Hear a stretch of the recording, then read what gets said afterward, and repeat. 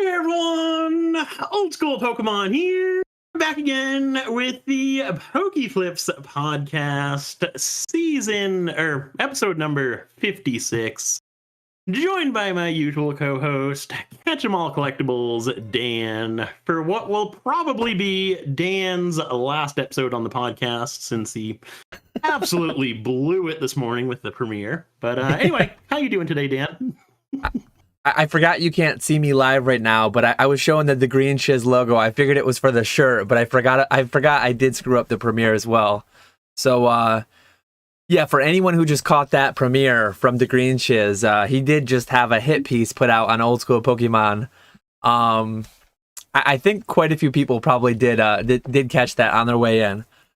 But anyways, I guess if you want to start off, I mean, I know we didn't segue too well in with the premiere not having worked properly, but for anyone who missed it, we have a new segment moving ahead. It will be every other episode when we don't have a guest.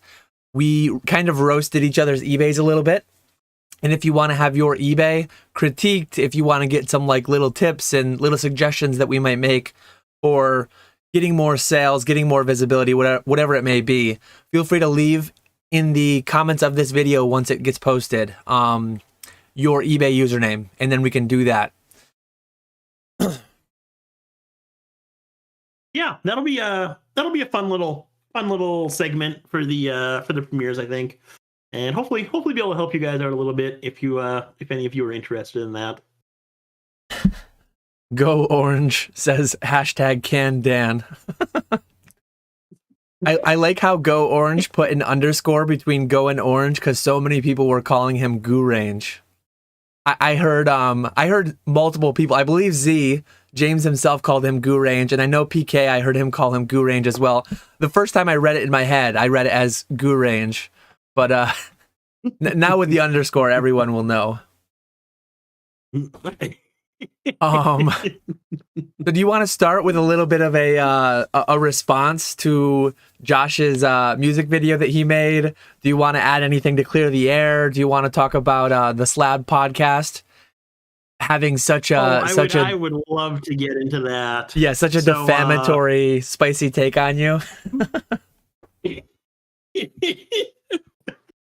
So for anyone who didn't catch Josh's premiere that conveniently just happened before we went live, definitely make sure to go check that out because that was an absolute riot. I thoroughly got a kick out of that one. But yeah, aside from the comedy act that Josh put on, let me tell you guys the true story of what actually happened there.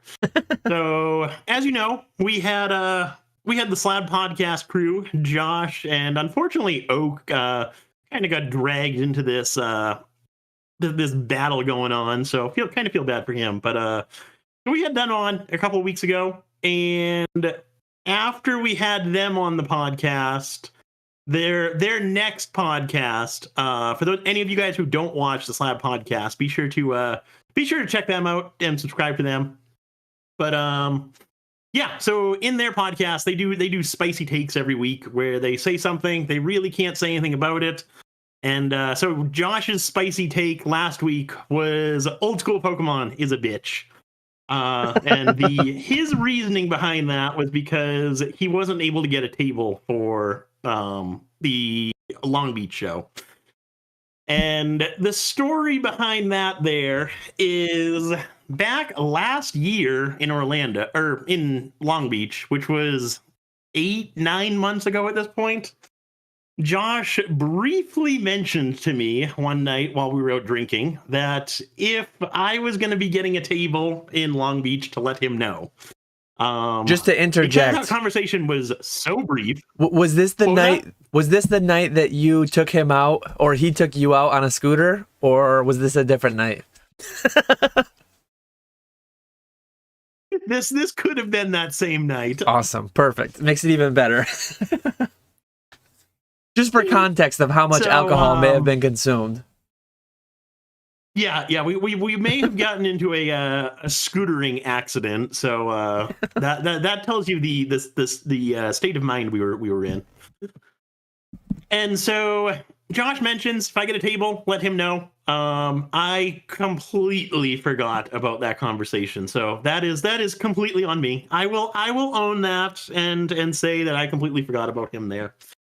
But fast forward, beginning of this year, we have a Collecticon Discord group, and I specifically did at everyone in the group, so everyone got a notification. Hey, if you're looking for tables for Long Beach, let me know. I'll put you on the list. And I heard crickets from Josh, who is in that group, by the way. So crickets from him. So he missed his opportunity to get a table. Don't feel bad about that. We also have a pinned Excel spreadsheet with signups for tables. No mention of Josh's name on that Excel spreadsheet. So I don't know. I think it's on you, Josh. I'm even though I'm wearing the green poop emoji shirt, I'm on Nick's side on this one. We do our best to not like spam everyone pings. I mean, we only do everyone pings in that Discord on the days that you need. Everyone needs to be alert. Everyone needs to be ready. And yeah, Josh completely dropped the ball, not just completely ghosting. I mean, the everyone tags, and we know he's got time. We know he's got time midday. We see him in the Discords. We see him having online activity, and yet he just wasn't present for that day. The days leading up to it too. I think we had been talking about it, so I think the call out was unnecessary, and then he's just trying to lay the blame on Nick that should land squarely on that green poop emoji. and that's why Nick had to stomp out the green poop emoji in the thumbnail. Oh. And then I would also like to add, we were both very gracious allowing the Slab podcast crew to come on PokeFlipz, hoping to grow their channel, help them get started. And then in addition to that, I even mailed Josh a present when Scarlet and Violet came out. I sent him some Wiglets, didn't charge him shipping, even mailed it first class mail instead of PWE. And he still does this to me. I'm pretty disappointed. Brad G Card says Greeny dropped the ball. It's on him. # Team Nick.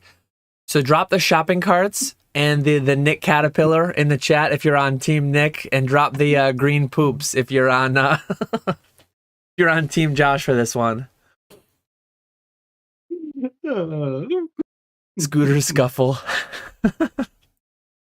Oh man, but yeah. Anyways, that's a little bit of a recap for what went on with the whole Slab podcast beef. It would have been hilarious had that one won, because they had a guest, Matt Quinn. They had the CGC president on, and if the CGC president had to give his thoughts on the spicy take of old school Pokemon is a bitch, like, what would he have even said? That would have been hilarious. Oh man, it looks like we got a bunch of Team Nicks in chat. Everyone's on Team Nick. I love it. So looks like Josh isn't present right now. I was gonna see, is Josh even in here, or is he not in the chat? He's probably too scared to hop in here. Probably. That's what it is. He's probably in here just lurking. We'll see him in here later, and we'll have to send him back to the front. But yeah, I mean, today the plan is, like always, we have no backlog of questions right now, so we're just gonna be hanging out. I don't think Penance Wolf asked based on a true story about that video, I guess, which I guess you covered. Ray says, question for Nick: what's it like always being the punching bag? It's a tough life. It's a tough life right there. Here we go. Mr. Walrus says Greeny thought he was above the spreadsheet. No one is above the sheet. I will say too, don't just drop your name in the spreadsheet and then assume that you're good forever. Like, you really need to have notifications on for that Discord, because things change. Life happens, right? Especially a guy with a wife and kids, and you can't say, oh, I'm going to be there a year later, drop your name in a spreadsheet, and then just completely ghost for the weeks the tables go live. There's a lot of people wanting to get in on this stuff, and yeah, like who knows? How could Nick know a wedding didn't come up, or some kind of a graduation party, or something he had to attend and he's no longer going? Like, we definitely need to be talking to you the day the tables go live to ensure that when we're fronting $2,500 for a section, that we know that you're going to be there to pay back for a table. Yeah, exactly. One thing I will say too, I know for Dallas, I'm kind of annoyed at myself. I think I dropped the ball a bit just going into Nick's section, but part of that goes back to when we were talking a few months back. I forget exactly when Dallas tables dropped. Crickets. There was no one. No one was talking about anything. No one was on the sheet. So we went with one section, 10 tables. And then a month later, 2 months later, there's like 30 tables worth of interest. In hindsight, it's like, man, I wish I got a section. But I guess in my own defense, there was like almost no one showing interest. And now we have people splitting half tables. Like, please, everyone, please plan your year out. Plan what collecticons you're going to go to. Add yourself into the spreadsheet, and then have everyone on. Have that not muted so that you get the notifications and you're ready to go when the time comes. Because I love having everyone, as many people as possible, go and get a table. But it is like Charlotte, we have 31 tables worth of interest, I believe, in the spreadsheet. We might end up going 4 sections, but it would be better to know up front that we have that full 40 tables worth of interest. Yeah, definitely. Yeah, I want to say we only had a half section filled for Dallas when we actually booked the tables, and we got really lucky. Well, we got.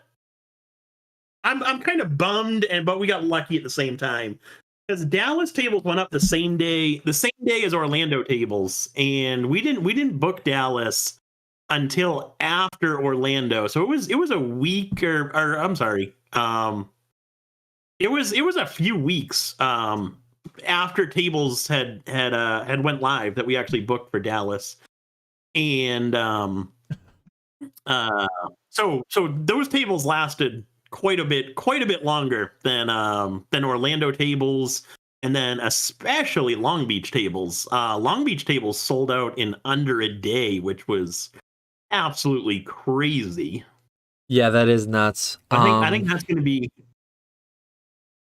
I think that's going to be something that kind of holds true going forward. Is tables are going to start to sell out very, very quickly. And given how quick they're selling up, I think everyone in the Pokemon space should be pretty comfortable and pretty understanding of the supply and demand idea.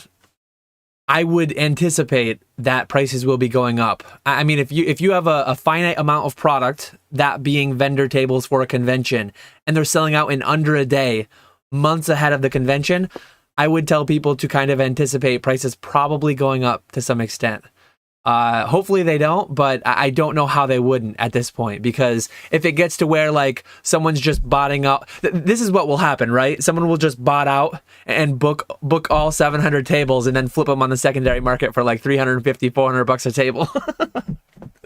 Oh man.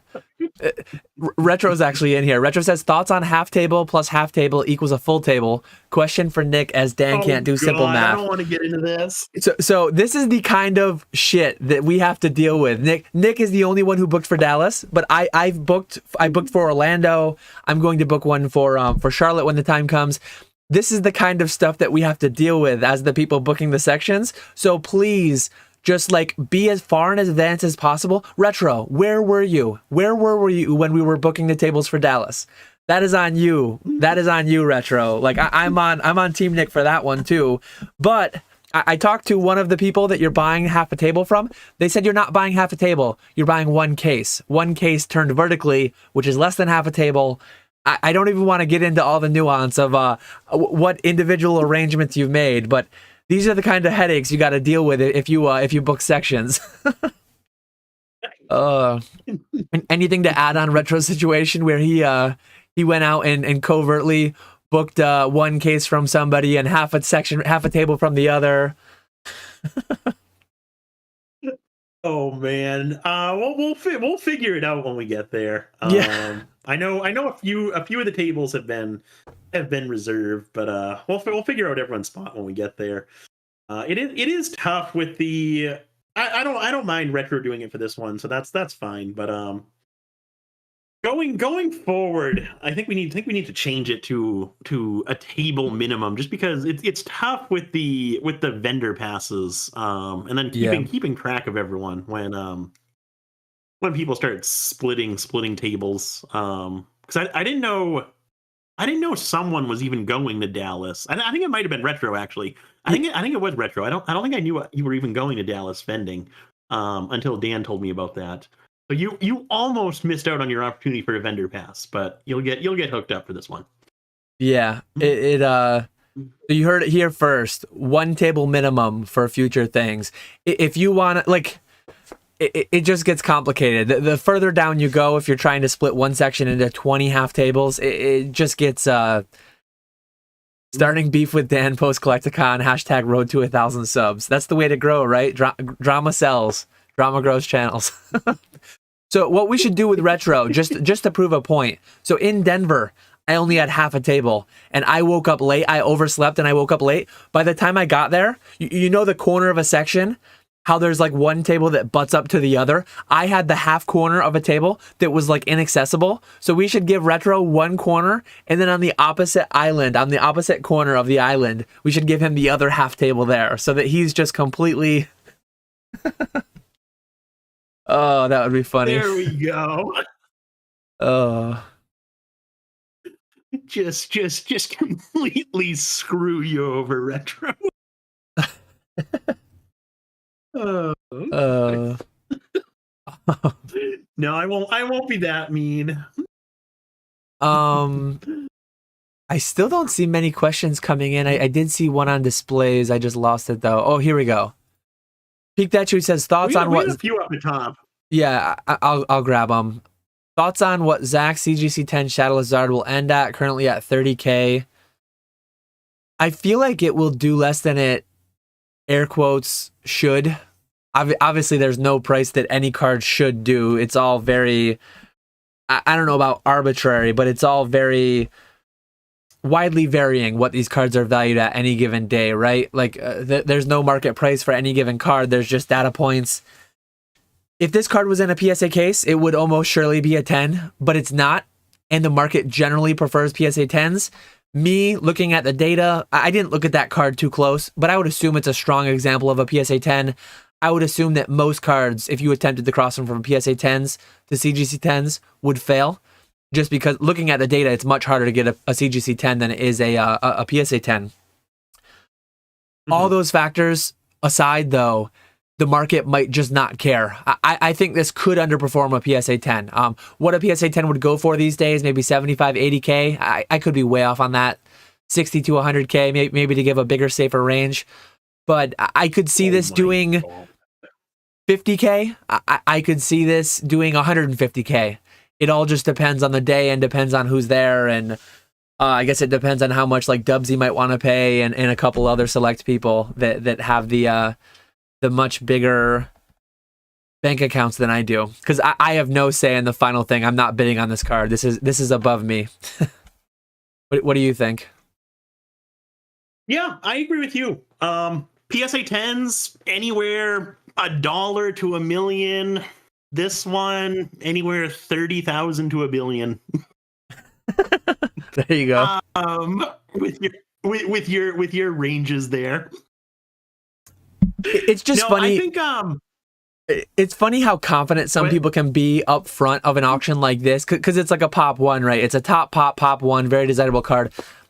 Maybe since we're in like the calling out green shiz mode, wasn't Josh one of the people who were so confident that the Tyler, not Tyler the creator, like I said last episode, Tyler the Great Warrior, wasn't he one of the people who was like, oh, it's going to go for 500,000 easy, it's going to go for $1 million easy, whatever?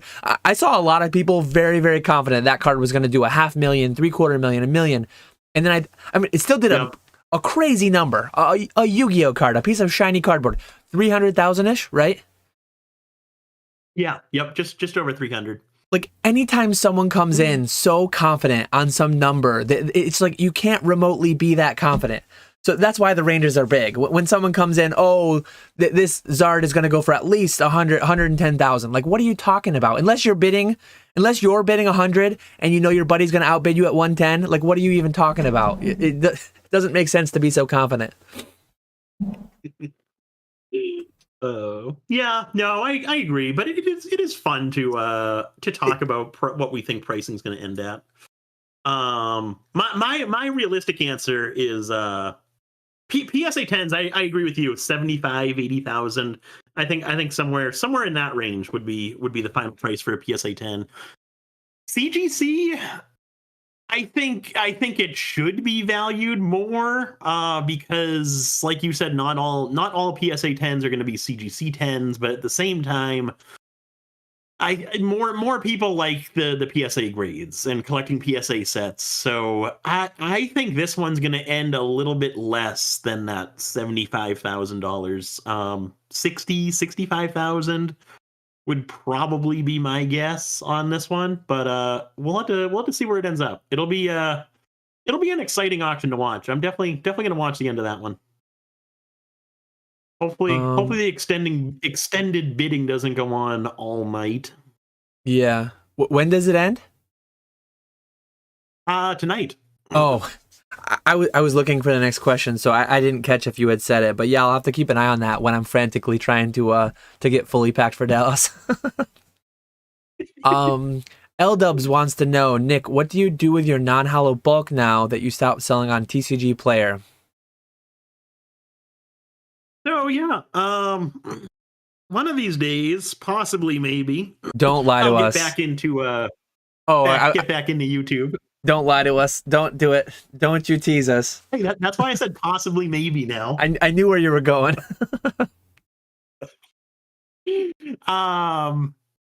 But yeah, so for anyone who doesn't know, I used to sell on TCG Player. Did that for about a year, and this year I actually completely stopped selling on TCG Player. And everything is through eBay now, which was a tough decision to make, but I am so glad that I made that decision. It's working out fantastically for me right now. But basically what I do is, so on TCG Player, I would list all of my modern bulk openings. I would list all of the reverse hollows, the rares, uncommons, and commons. Now that I'm not selling on TCG Player, I'll try and build as many complete reverse hollow sets and then hollow, uncommon, and common sets as possible. And then once I run out of a certain card for those complete sets, I'll list the remainder of hollows, reverse hollows, and any of the more playable trainers. I'll list all of those as individual cards. Everything else just goes into a bulk box, and eventually I'll get to those cards and start doing like 1,000 card lots. Just sell them that way on eBay, or bulk them out to a bulk buyer at some point. But yeah, that's working out so much better. TCG Player is a really good platform for moving those types of low-end cards, but it is a tremendous amount of work.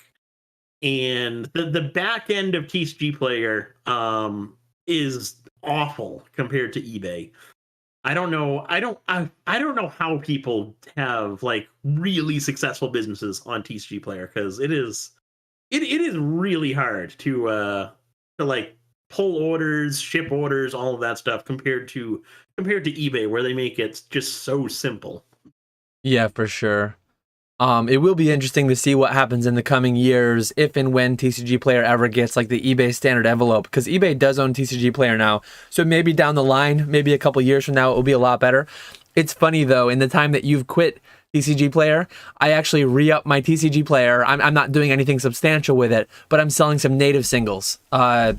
I've been doing really well with MetaZoo Native at release, selling a bunch of singles and actually selling boxes on eBay. But I wanted to branch out. I saw that no one really had any on TCG Player, at least at the time I started. Now there is more like filled out. I've been undercut on most. But yeah, I am doing a tiny bit of TCG Player here and there. Let's see.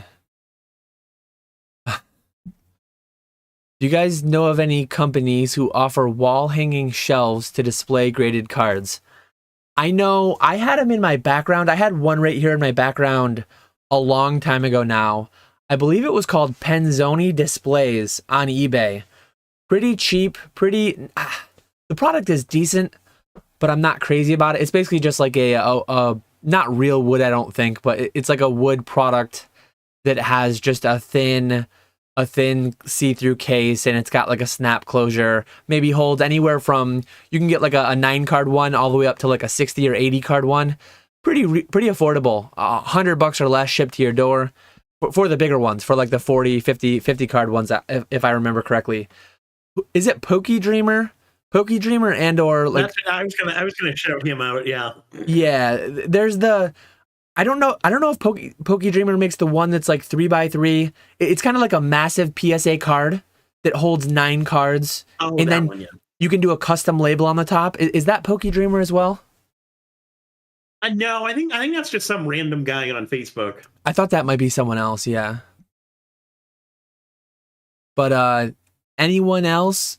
I think like Phantom Displays, I don't think they do anything that hangs on the wall. Let me pull up Graded Guards website. Yeah, I would recommend PokeDreamer. I know they do like 3, 6, 9 card slot things. I think they go as high as like 16 card slots for if you want to do like a whole hollow base jungle fossil. I would recommend them for that, or just get one of they have like those it's almost like a display case that you would see at a convention, only it's got little slits on the inside that you can hang it on a wall and put cards on the inside. I have no idea what those things are called, but I know you can buy them on Amazon. Yeah. There's a lot of different options out there. One thing to keep in mind, if you're going to have it in a room, especially if that room gets direct sunlight for some portion of the day, but even if it's going to be a room that have the lights on for 8 to 16 hours a day, every day for like a decade, UV protection is very, very important for these cards because they will fade. There are many examples of Japanese trophy cards from years back, decades back, that are heavily faded from being displayed on walls, on desks, either in presence of sunlight is the worst, but even room light over decades without UV protection will have issues. Phantom Displays, unfortunately, it was just posted as a story, but they had a very good story on like UV protection of their cases. I think actually I DM'd with him a little bit, and he said he's gonna get it posted as a reel. It might be posted as a reel by now, but UV protection is something that's very important if you're gonna have cards on display for the long term. Yeah, for sure.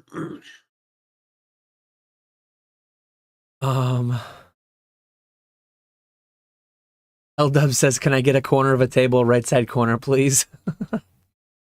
Let's see where we're at. Sangoanda says, should I grade my binder collection 150 Japanese hollows from base set to Neo Genesis, condition light play mostly? If they are for collection purposes and you value the product of a graded slab or the cost that it will cost you, I would say absolutely. Like if you like the product, if you want your card graded in plastic, encapsulated in plastic for like cherishing your memories, whatever, financially, this does not sound like it would be a good idea. LP would be like PSA 6 to 8 range, if I had to guess. And a lot of those hollows are not going to be worth much of anything at all. I mean, I have some PSA 9 hollows in these eras from Japanese cards in these eras, and a lot of those are like sub $50 in 9. So it's going to be real rough in 7 and 8 and potentially 6. So if you're grading it just to preserve them, just because you really cherish these cards and they have that nostalgic ties and memories, whatever, and it's worth 150 cards, that'd be like $2,500 all in. Decent amount of money. I do not think you would get that back though, sounding by what you have. What do you think? Yeah, I'm in agreement with you on that one. Unless it's something that you want for your own collection, I would not grade those. Just because the pricing on those cards, even at, like you were saying, PSA 9s is just so low. And that's because of how much easier it was to pull Japanese hollows compared to English hollows. English hollows were always 1 in 3 packs. Japanese hollows are like 1 in 2 packs for base and the Neo sets, and then one in every pack for Jungle, Fossil, Team Rocket. Yep. I think the gems. Yeah. Yeah, very very important consideration. So a lot of those are pretty rough. Mr.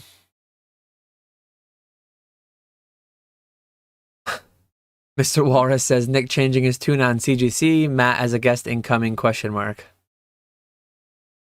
Dennis Wolf wants to know when everyone's getting into Dallas tomorrow. We're both pretty early morning. I'm in about 9:30 a.m. So if anyone's gonna be there that early, I don't think I'll be able to check into my hotel right away. But by the time I get out of the airport, by the time I Uber to the hotel, hopefully they'll be ready for me. You're Yeah, like I'll be getting in at 10:42. Can't wait. 10:42. That's right. Yeah, looking forward to it. It's crazy. Probably not going to sleep much tonight. I have to leave way too early for the airport, so I'm not looking forward to that. But I'm looking forward to being in Dallas. Yeah, once we get there, it'll be nice. Getting to there, not so much. Leaf Green Goblin says, from the buyer's perspective, is there an irrational fear of unpopular grading services? I'm saving a bunch cracking HGA, GRAAD. I've never even heard of that one. And SGC for binders, cheaper than TCG Player Raw too. I've made a little bit of commentary here and there, probably on this podcast and on my own live streams and videos. There is absolutely an irrational fear of some of these non-Big Three grading services. At the end of the day, the card inside is the card inside. Most of these services, you do need to be careful that none of them are so bad that they're slabbing blatant fakes, or they're calling everything a 10 when it's actually a 6. But this, I've said it many times, grading a card is not that hard. Most of these services are within the realm of what the condition of the card is. Some of them are actually harsher than PSA. Most of them are harsher than PSA. PSA is one of the easiest graders out there. So honestly, if you see a card I'm not going to say if you buy a 10, it's going to get a 10 at PSA. Don't take it that way. But if you buy a card with there's probably 20 different grading companies that if you buy an 8 or a 9, it's going to be plus or minus 1 to PSA.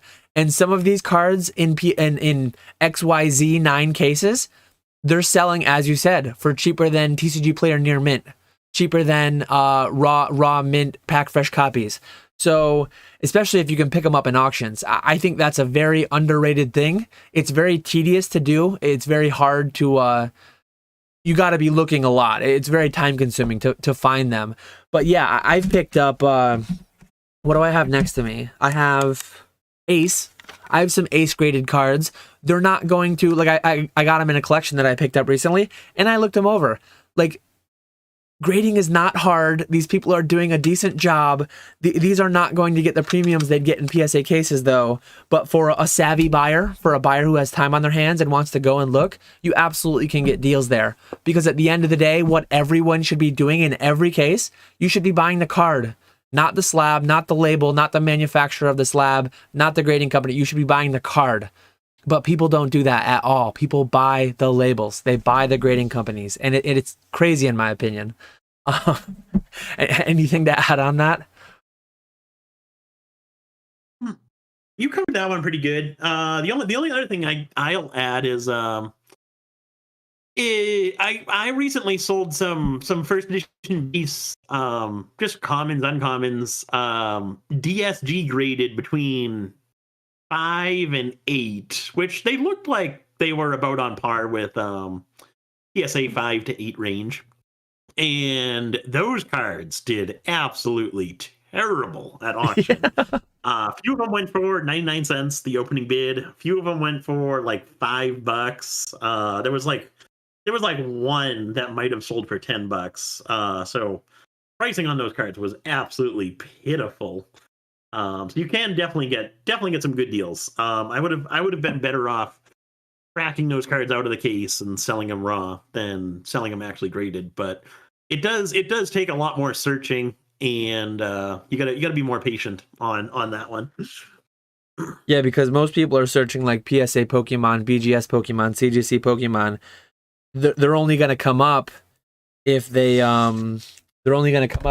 actually type in that acronym, that grading company, or if they search for the card raw, and then it will come up. But definitely an interesting opportunity if you have the time and if you have the energy, I guess, to look at the high risk scans and all that. But overall, I think the non-big three grading card companies get like way too much flack for being like these trash companies. It's like, look at some of the things that have gone on in the big three, and look at some of the inconsistencies, and look at some of the issues. At the end of the day, like I've looked at well over 10,000 cards from PSA, thousands of cards from BGS and CGC. I've not looked at 1,000 Ace cards. I've not looked at 1,000 AGS, HGA cards. But the handful that I've looked at, the small sample size, they're as close as the others, I think. Like, again, grading a card is not super difficult. The objective part, the consistency part are the more difficult portions of that. Jump to the bottom. L-Dubs says, Dan, I saw you bought a bunch of singles off of TCG Player recently, celebrations, I believe. What amount roughly were gradable? I'll probably make a video at some point. I was actually talking to Nick about this the other night when we were filming our premiere that I screwed up and didn't do as a premiere. But more than I would have expected, I guess is all I'll say. More than what I would have expected. Look like they can be 10s. Maybe my eyes are just bad. I know my eyes are kind of bad. After talking about how easy grading is, we'll see how bad I get wrecked on my submission. But I do have a couple interesting submissions going out. I hope to get them out this week, but they're going out next week. So a couple months down the line, I might have a video just showing some of my results. Nice, that'll be good. Yeah, that's something I need to start doing. Buying more on TCG Player. I buy very little on there. I made that video recently, that short, about the proper way to package a card. One of the things that drives me crazy, and I guess I don't buy a lot of singles off eBay, so I would probably see the same amount of variance in single packaging on eBay. I just get so annoyed. And at the end of the day, I know I'm just being a complainer and I'm just whining for no reason. But the cards aren't getting damaged. But it is, when I buy a single $20 card and it takes me like 3 minutes to open it, that's crazy. Like I a lot of times when I go on TCG Player and I buy 50 copies of a card, I optimize my cart and I get 50 cards in 30 packages. I do not want that to take an hour. I do not want that to be an hour endeavor. And sometimes it is. It's so, like, people way overpack. It's crazy.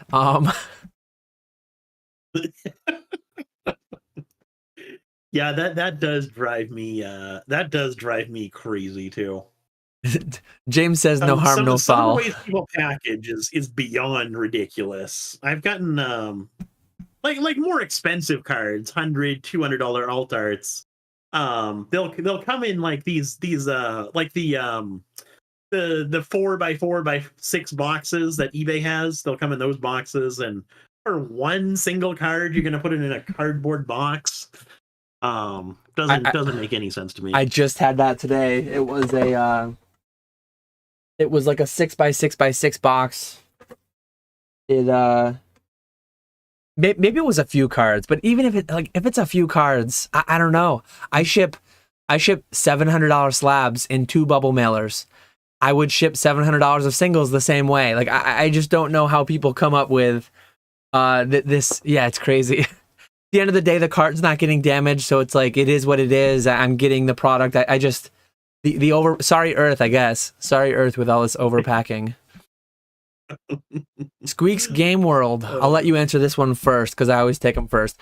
Recently, I've been messing around with AI to improve my day-to-day order flow and product listing / processing. Have either of you messed around with AI yet? And if so, how? I've looked into it a little bit. I actually forget what it was. The website that helps you list and stuff. But looked into that.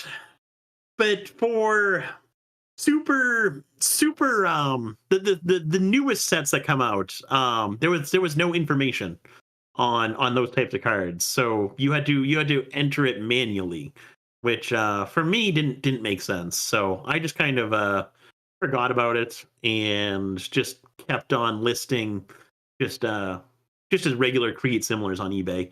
That's quick enough for me, where if I'm listing cards from the same set and I'm just having to change the card name and the card number, it really doesn't take me that long. So the amount of time saved isn't, I can't imagine it's going to be that great.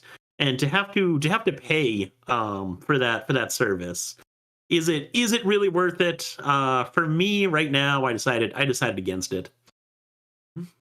I don't know if I'm misinterpreting this or maybe if you did. There's AI. When I think of AI, I thought I don't know what I was envisioning. I was envisioning him using like Chat GPT to like respond to his eBay buyer messages or something. But he does say listing and processing. So maybe I'm just so far out of the loop on what is out there with regards to AI assistance that I've not done anything with it. I've seen a bunch of different things coming out of Chat GPT, all the crazy stuff they got going on with that, but nothing I've been implementing into my business at all. You're just an old man over there, stuck in your ways. I guess. I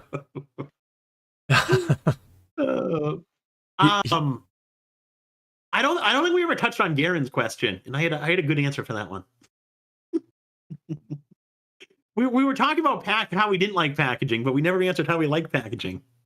What time was it asked?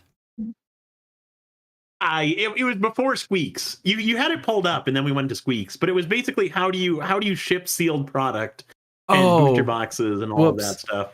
I pulled that one up preemptively before we finished answering the last, so I just completely forgot about it. But when packaging up orders for sealed product, booster boxes, and collection boxes, what size box do you like to use? How much void filler is needed? Does postage eat up your margin? Postage eats up your margin, absolutely. A lot of times the postage cost is more than your netting on it all said and done, which is a dangerous spot to be in, because if you start getting returns, if you start having issues and having to lose out on that postage, and you need to make like multiple sales just to pay for the postage of one, that's a rough spot to be in. So it's something that historically I haven't done too much. I've had Troll and Toad Evo to help me on that, but I'm losing that in the coming year. So that is something I need to optimize. As of right now, I ship too frequently in just medium flat rate boxes because I have them, and that's way more expensive than it needs to be. Void filler, please never use packing peanuts. I hate packing peanuts. I use the void fill like paper. You can buy big rolls of heavy duty. Just search void fill packing paper, and that's what I use personally. Use enough, like when you're packing something for shipment, movement is your enemy. You do not want anything to move. You need it to be packed firmly in there, not so firmly in there that you're like crushing the box, but any free space to move, that is bad. That is poor packaging. You need to have the stuff firmly packed, and I think I covered everything. Collection boxes, those things I break down. I do not really ever ship collection boxes unless they're super old ones that have like some decent amount of collectible value, but shipping like a Bolton V box, it would cost more to ship it than it would be worth. Yeah, for me, booster boxes. Rusty actually did a video on this a while back.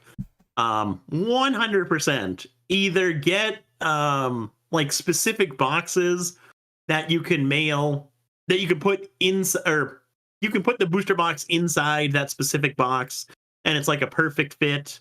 Or what I do is I like with all the specialty sets, Celebrations, Pokemon Go, Crown Zenith, I open a whole bunch of ETBs and I save the ETB boxes to ship out the booster boxes.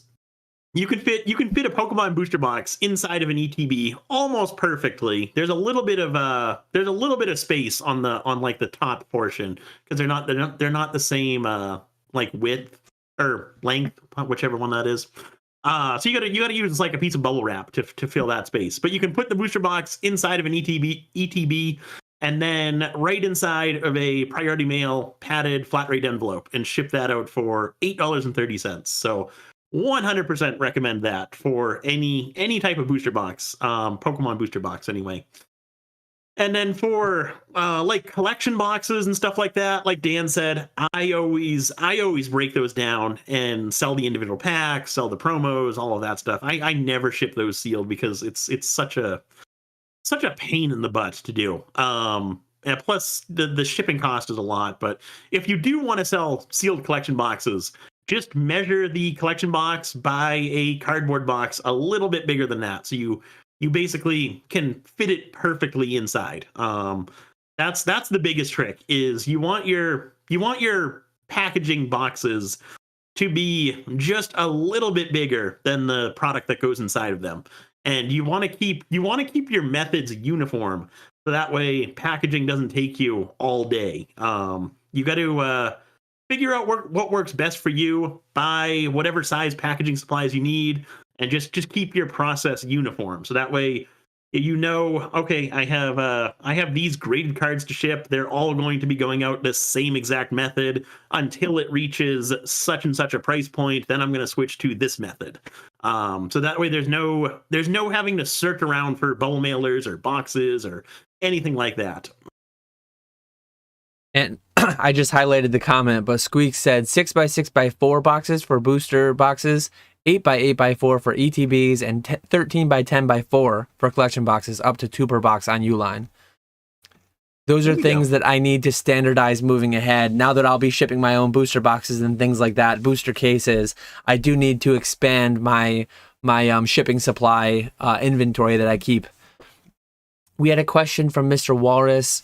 Thoughts on opening expensive packs at Collecticon and not posting it for the homies at home to see? I don't know. I do know privately we talked about something that you may or may not be opening at Dallas. I don't know if you want to make that public information or not. Yeah, so I was actually talking to Mr. Walrus about this as well. So I think that's why the comment came up there. But yeah, so I've been talking about it for a long time, how I want to open a heavy first edition Gym Challenge or first edition Neo Genesis booster pack at Collecticon. And Pokemon Radar is actually going to be bringing some first edition Neo Genesis and first edition Neo Revelation booster packs to Dallas. So when I heard that, I told him I definitely wanted to open one. Originally, I was thinking Gym Challenge, Neo Genesis, because I've never opened those sets. So I was thinking it'd be fun to try opening those sets, see what I can pull. But then when he said he had heavy Neo Revelation, that kind of threw my logic all off. I went back and forth with myself on what to open. Neo Genesis would have been fun because like I said, I've never opened it, but Neo Rev is a really, really good set. It's got the Shining Gyarados, which I absolutely love that card. Plus, with Neo Genesis, outside of Lugia, Typhlosion, and Pichu, there's really no holos that I like. Whereas Neo Revelation has a whole bunch of good holos. So I think I'm going to go for the Neo Rev pack and open that hopefully Friday during when we're all hanging out. And Radar did post, I believe he posted a story on Instagram, right, that showed some of what he'll be bringing and opening for himself. Yeah, he's going to be opening a whole bunch for himself too at some point that weekend. Yeah, let me. I'm pretty sure. Yeah, so 16 hours ago, he posted a story opening $15,000 of heavy packs this weekend. Neo Genesis base first edition heavy, and then I think he might be doing a Neo Revelation himself too. Maybe that was yours. I don't know. Yeah. Um. So that'll be fun to see. I'm excited. All these Dan takes hit different knowing he's a Moonbreon Diamond Hands holder. Oh, man. Nice to see ZNG Emporium in here. Paper handing all those slabs on behalf of his consigners.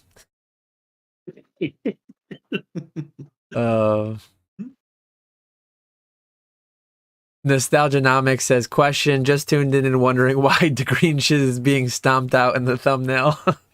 I think a couple people in chat did bring him up to speed on the fact that Josh put out the hit piece, the nice little rant video he had, the little skit he did. I guess I think I said music video earlier, but I was thinking skit. He used to do those more. He used to do those like calling CGC customer. It's funny. To think about the videos. Love those videos. He had Matt Quinn on the Slab podcast recently, and he's had some very interesting CGC photoshopped over like the Titanic sinking, if I remember correctly. And he had some very funny skits he did between himself and CGC customer service. Go check out the Green Shiz because he makes nice shirts. He's got nice merch, and he's got some interesting videos in his backlog. Oh.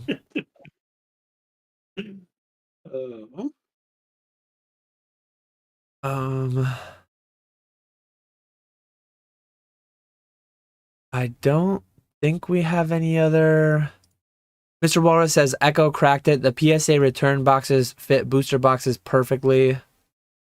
I actually have packed for Dallas. I have a couple booster boxes packed inside those longer PSA return boxes.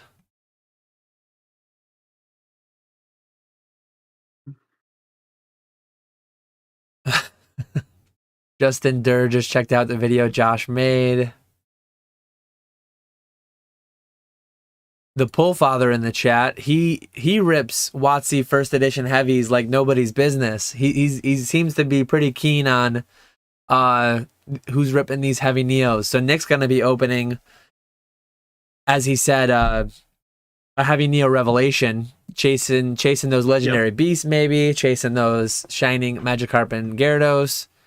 But then Radar's going to be opening a couple himself too.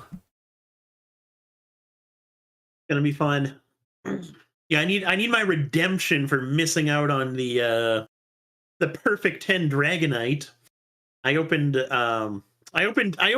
of the packs from that same box that the Pullfather got his Dragonite from, and so I opened 2 heavies from that box. Pallet Town was selling it, and I think I forget exactly what I pulled. I think it was like a Ditto and an Aerodactyl that both looked like 8s. And then there was a Dragonite in that box that ended up grading a CGC Perfect 10. I was so bummed when I heard that. Shout out to the Green Shiz in the chat. He says, just getting here. Sorry, fellas. I do appreciate you having me and Okan. We wouldn't be at almost 400 subs if it wasn't for the 2 subs we gained from being on with you. That was me and Nick finally subbing too. We hadn't yet subbed, but we felt like we should sub when we had you on as guest. So, oh, that's funny. And for anyone unaware, we I think we all assume that everyone is working with the same information, and to some people who only watch our content, some people that only watch his content, it could be misconstrued as like there being an actual beef, but by no means is there an actual beef at all. Mr. Walrus says, no issues, Justin. Friends busting balls over misunderstandings. At the end of the day, did he end up getting a table or a half a table or anything, or no? Oh, not yet. We'll see what we can do though, Josh. We'll see what we can do. Haven't forgotten about you. It's funny because I mean he busted his own balls too. Josh is very much a guy who will bust his own chops. In Orlando, he didn't sell much of anything, and I think he likes to alternate between vending and then just like going through and kind of filming more and buying. So maybe he'll just be forced into buying that one, and then he'll have to double vend moving ahead. But I'm sure it'll all get sorted, and everyone will have a good time either way. Yes, yeah. I gotta get him to come to our favorite bar in Long Beach, one way or the other. Yeah. Ray asks a good question that Nick and I were actually talking about the other night. Do the shinings come in heavy packs in Neo Rev, or is it like Neo Destiny where it's in the lights? I'm not 100% certain on this. I'd have to look back at my records from back when I opened a couple Neo Destiny boxes, because I opened a complete unlimited one, and I also opened just the heavies from a first edition one. I'm pretty certain. I know in the whole box that I opened, the absolute lightest pack in the box had a shining in it. And in the first edition one I opened, I want to say that I got both shinings in like the heaviest 16 packs. So it's not just necessarily that Neo Destiny shinings are guaranteed to be in the lights. I think they can be in some of the mid ones, some of the heavier ones, but I'm not 100%. I don't know if you did any more digging into that. I don't know if you found out any more information since the other night when we talked. Yeah, so I was watching a few videos of Neo Rev openings, and it does seem like you can pull shinings out of heavy packs. Which is a good sign. You definitely can in Destiny too, because I pulled at least one. My first edition box that I opened, I have spreadsheets. I have all kinds of information from years back. I just need to dig up, and I've been meaning to like dig some of that up and make a couple of videos about it. But like reconstructing the hits, I did a video a while back about every box, how I opened it, and what I paid for the boxes. But I kind of want to reconstruct the hits I got from each box from my PSA submissions. And yeah, so Destiny is interesting where it can be in the lights, but I've definitely heard some people say that it's never going to be in the heavies, and I don't think that's fully true. So is it disproportionately more likely to be in the lights? Maybe, but a lot of those sets are just a lot harder to weigh. Base set, Fossil Jungle, those things weigh so clean, so nice.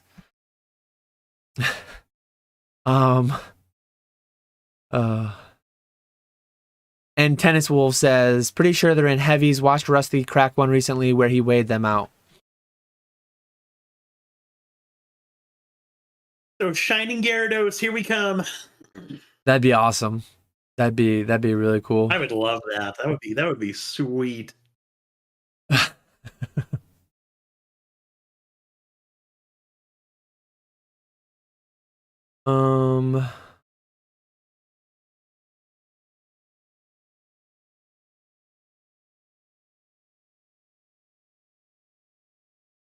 Sorry, I'm trying to find the next question.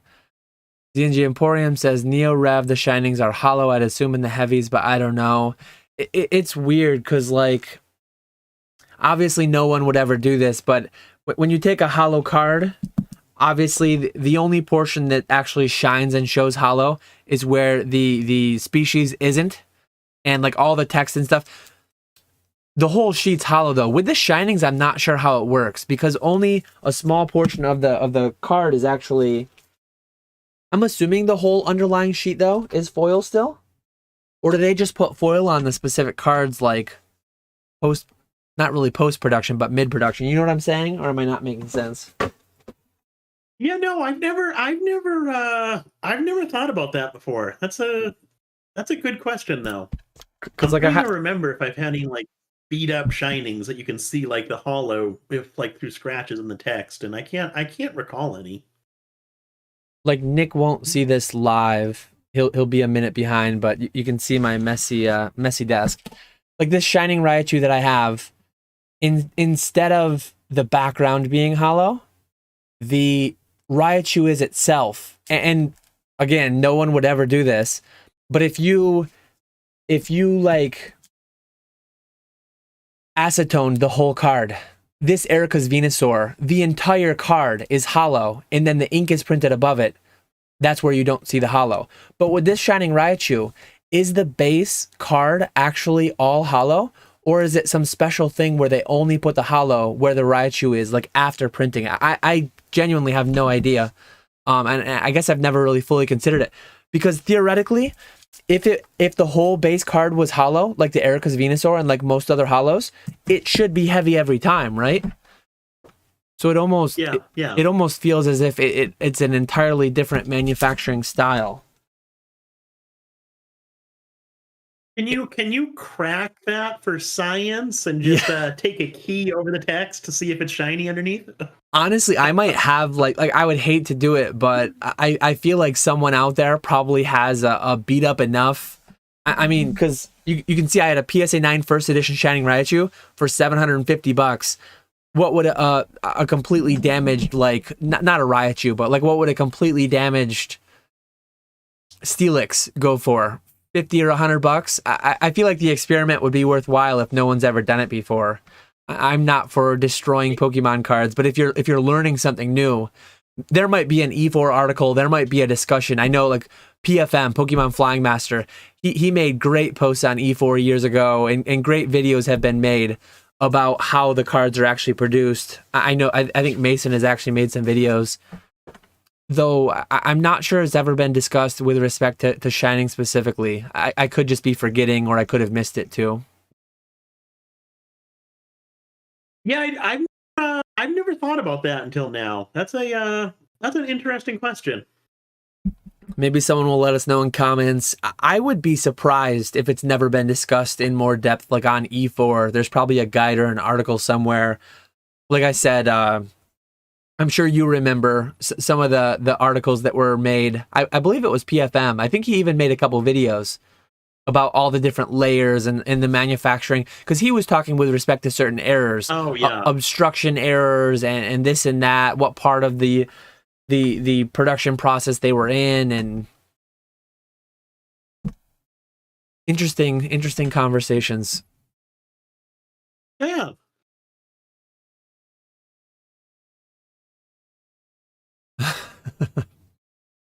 Question for Nick: what was the final straw? Shiz selling $12.65 in Orlando that he had to shun him from vending. That's funny. Yeah, I just can't have that poor image in my section. You gotta do at least $20 in sales for the whole weekend to be in my section.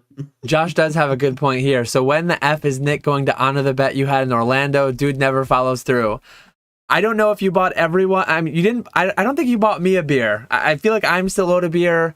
Any what were we? Section 71. Any other Section 71s? We're gonna have to do like a class action lawsuit against Nick. If you were owed a beer and Nick never paid out, email now. Let's get this thing going so that we can all get our due wins. It figures Josh is the one to bring that up. If I remember correctly, Josh, I bought you an Oka beer, so you should be on my side on this one. So you bought a couple of the losing section guys beers as hush money, and then Josh is coming clean months later. I see. This goes deep. This goes real deep. It's a big old conspiracy we got going on. Fat Belly Collect says, can you weigh a sealed EX booster box and find out if it has a gold star? By the time you have that much added, I would highly doubt it, because every additional thing has variance. And when you have the obscurity, the obfuscation of the shrink wrap, the box itself, 36 packs, it's just going to get lost inside of there. Plus, I'm not positive either. Again, I opened Gold Star boxes. I opened I believe it was a Vaporeon Gold Star from Power Keepers, among some other ones. I think the Gold Star would take the place of the 12th holo. So I think you would get 11 holos and a Gold Star versus 12 holos and no Gold Star. I could be wrong there. So I don't think at all you would ever be able to weigh out a Gold Star like that. But who knows? There are there are theories and there are concerns with, like, if you just find in the wild a random loose EX Deoxys booster box, there is a valid concern to some extent that years ago someone could have opened up a case and they could have hit 2 or 3 gold stars in a case and then stopped opening boxes. This is something that isn't as common in Pokemon because they don't really have like guaranteed case hits, but presumably the idea was that there would be like 1 gold star per every other box, maybe 3 per case. I don't think it was guaranteed by the case. But in like Weiss, you need to be very careful with certain IPs. Dragon Ball Super, I think, as well. You need to be very careful buying loose booster boxes because a lot of these things will have case hits. Someone will open X amount of boxes, they'll get the hit, and then they'll sell off all the dead boxes. So yeah, you always need to know the that you're buying from like a trusted source. Yeah, that's important. I don't think you can. I don't think it's possible to weigh a booster box and know if there's going to be a gold star in there. I even doubt you can weigh blister packs and know whether there's going to be a holo in there. I know some people are dead set that you can. I am dead set that you can't. When I sold my, so I bought 3 first edition base blisters off of PokeRev, who got them from a factory sealed case. When I bought my 3 blisters, they all weighed exactly the same. So they were all light. And the same as... Well, no, the second part of that is Rusty's weighed very close to what mine weighed as well. So his was light. So unless PokeRev sold me and Rusty all light packs, I don't think it's possible to weigh blisters. You talking how many packs? How many did Rusty have? Rusty had 3 and I had 3. So it's 6 out of the 24. If you pick 6 cards randomly, I mean, I don't know if a case of 24 is guaranteed to have 8 holos in it. I don't know if you're guaranteed to get that distribution, but there is obviously some reasonable chance that 6 light ones could have been pulled at random.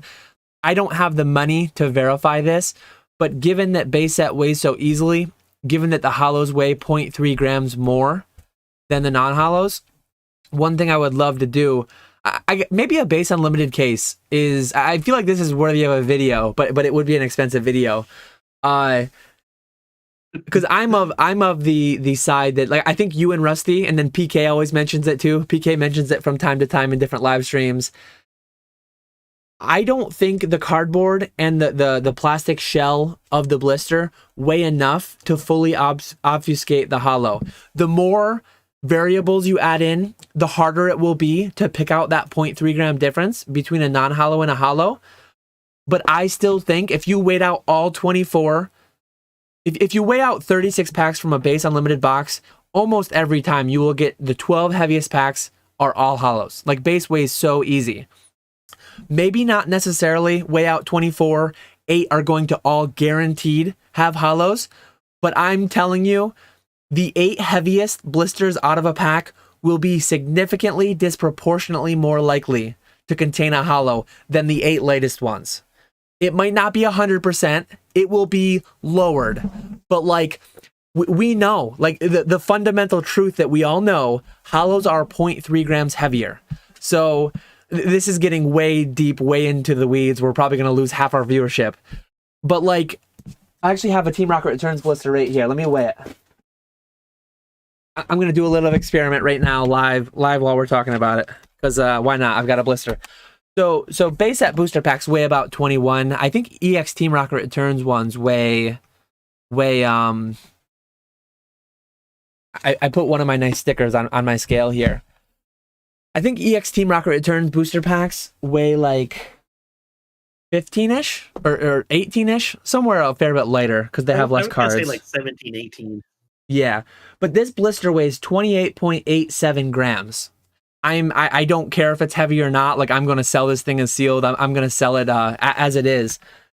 But that means the blister packaging is only adding like 10 extra grams. If you would need to get into the standard deviation of the weights of the cardboard and the plastic shell, basically the weights of the blister. If the standard deviation was like significantly over 0.3 grams, then yeah, it's going to be obscure. But you're still going to be able to pick out, very likely, in my opinion, a 0.3 gram difference in the inner card when the added packaging is only 10 grams. When we were talking about a sealed box earlier, you're talking 1,000 grams for a sealed box, approximately 800 grams, somewhere in there. I know it's like just under a couple pounds. So the more you add, the harder it gets, but I'm still confident. If you opened a blister case of 24 from heaviest pack to lightest pack, your 8 hollows would be disproportionately at the heavy end. Would they be the first 8 ones guaranteed 100% of the time? No. But would they disproportionately be in the front 8? Absolutely. Oh, I think there's too much variance with the cardboard. The plastic's probably a uniform weight, but the cardboard and then the glue, I think, would be the two factors. And again, that would throw it off. 0.3 grams is not very much. This is getting that is a very small weight. So cards, we see that they vary. Cards vary to some extent. You could weigh a hollow and it might be, I don't know what the cards individually weigh, but like a heavy pack will weigh 21.3 to 21.5, somewhere in there. 21.4, depending on the box. I mean, you could have a lighter heavy box, a heavier heavy box, getting way into the weeds. But say you have heavy packaging and light packaging. So bear with me here. Say you have a variance in the blisters of like 2 grams. Say that one blister weighs 10 grams, one weighs 8. You will still have a situation where, say there's an even distribution of heavy, medium, and light blisters. The combination of heavy blisters with hollow packs will still be the heaviest in the box. You will still disproportionately, like anyone who's very good at statistics, pretty good at math, I feel like you will end up on my side the more that I make this argument. But again, it's not even up for debate. Like at the end of the day, if there's a variance in blister packaging, the only way you wouldn't be able to like suss out which ones are disproportionately more likely to be hollow is if Pokemon had some crazy thing, anti-weighing measure where they ensured that every light pack had a 0.3 gram heavier packaging and every heavy pack had, you know what I'm saying? Like there's no way. There will be some variance of blister packs, and the heavy packs that reside in the heavier blister packs will 100% be your heaviest packs in the case. Like that's just a certainty. Anyways, I'll quit. I'll not turn this into like a half an hour conversation around this. But anyways, maybe someday I'll make a video. It's an interesting topic because the other thing is I don't think we even do. I would have to. I don't even know if you're guaranteed the 8 hollows in. That's something I'm not sure of either. Cases, you'd have to watch someone open a whole case to figure that out. If anyone, it would have to be multiple in case they got lucky one time. If anyone has a sealed case of base set unlimited blisters, I'm a buyer. We'll need to negotiate price, but I will try to set up a live stream where I will buy some amount of them myself. I would need to sell to like lessen the burden. I would sell them as unweighed. I would weigh out the whole case of 24, and I would basically, well, before I weighed it, I would randomly assign like, okay, Dan gets 1 through 3, Nick gets 4 through 6. I would randomly assign them. I would weigh them on stream live. I would put them in order, and then I would do my call out video to Nick and Rusty and PK and tell you guys how I was right. You would still have to open it to make sure it's just not a weird weight. Oh, that's what I'm saying. I would open all 24 on that live stream, and you would see, again, I don't know exactly what you would see, but you would see heavy, and the issue is it would only be one data point. People, like, I could do that 5 times with 5 different cases, and people would just say, oh, you got lucky, it's just randomness, and I wouldn't even be able to refute that because I'd have too small of a sample size. So it's one of those, like, it's one of those things that no one will ever prove either way, so it'll always be talked about to some extent. Mr. Water says, Dan, after I profit, I'll open them. Absolutely. Oh,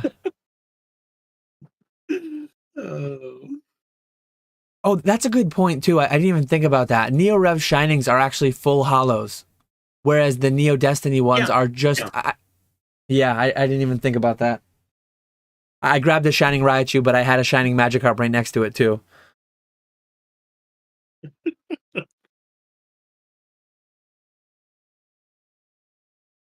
Justin Durr says, I very recently picked up some Neo Rev nice Shining cards, 2 Shining Zards, Shining Gyarados, Shining Kabutops Unlimited, and a Japanese Shining Magikarp, non 600 point. I feel like there's some typos in there, but I can't figure out what it was supposed to say. All minty, like 9 to 10. Should I hold or? Nick or myself cannot tell you should you hold. If you're asking will the prices go up, maybe they'll go up, maybe they'll go down. Should you hold? I mean, if that's your car and your avatar, you're probably doing okay for money, but there are probably some people that have a car like that and aren't doing okay for money either. So the answer to whether or not you should hold, what are your goals, what's your financial situation, we can't answer that for you. Do I think cards like that will go up or down? I think those are better cards than a lot of other things, but I think they're worse than some other cards too. So relatively speaking, I think those are pretty decent cards, pretty solid cards actually. But I'm not holding anything, even better stuff like that personally. I'm just flipping, so I'm not going to. I know what I do myself. I'm not going to make any advice towards anyone else what they should do. I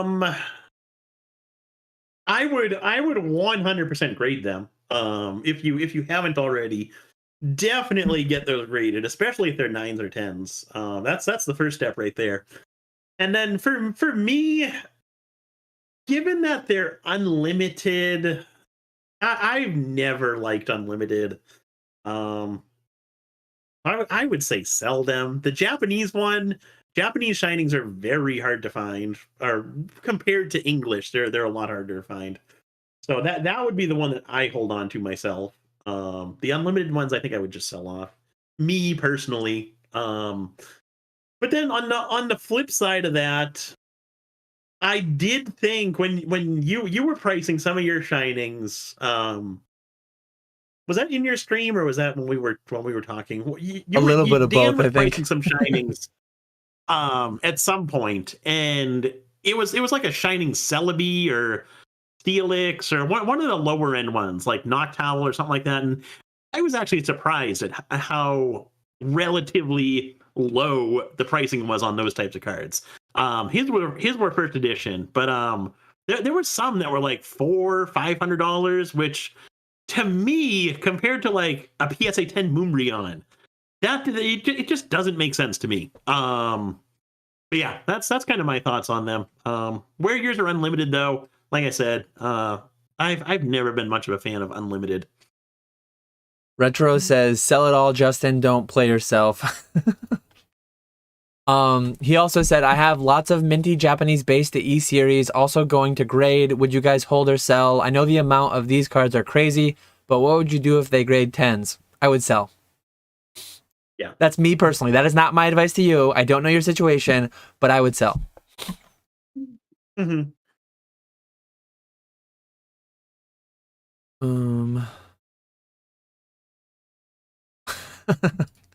NP Pokemon. I had no idea where this was going when I read the first line. Has your vehicle been damaged in a local lot? Have you been denied a beer? You may be entitled to financial compensation. Join our class action lawsuit against the menace old school Pokemon now. Oh, that's funny. I read the first line and I'm like, what does this even mean? What is the context to this?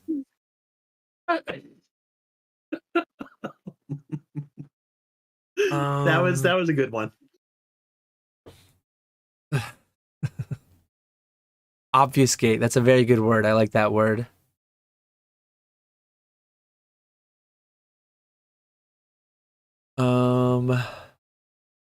All sealed is meant to be open. Absolutely.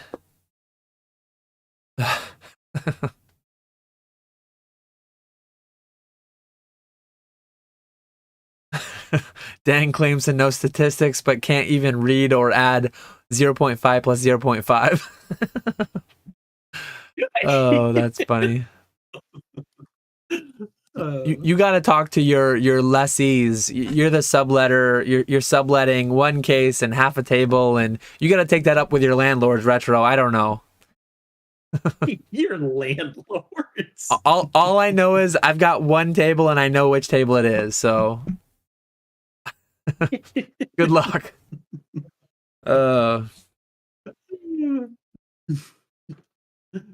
Your average player says blister cases do not guarantee the hollow ratio, but should give the same ratio statistically if you opened enough packs. I think the way the 24 counts came into, I think it would be 6 to a master case. So I don't know if the distribution would be guaranteed over a master case. Would you get 48 out of 144 every time?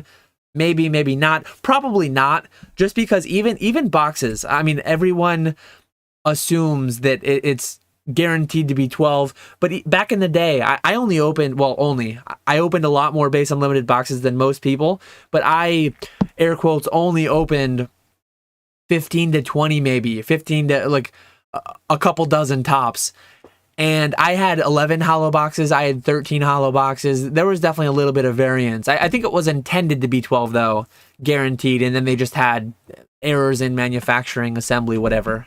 But there we go. Squeeze Game World says, if you're that confident, make it a bet. Loser pays for everything. Winner gets the cards. I like that.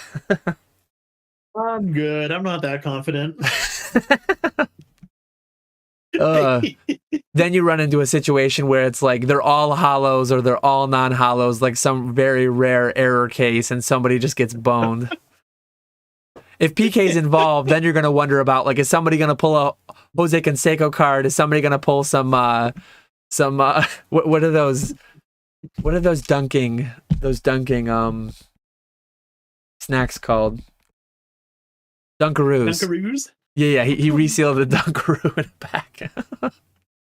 Oh god.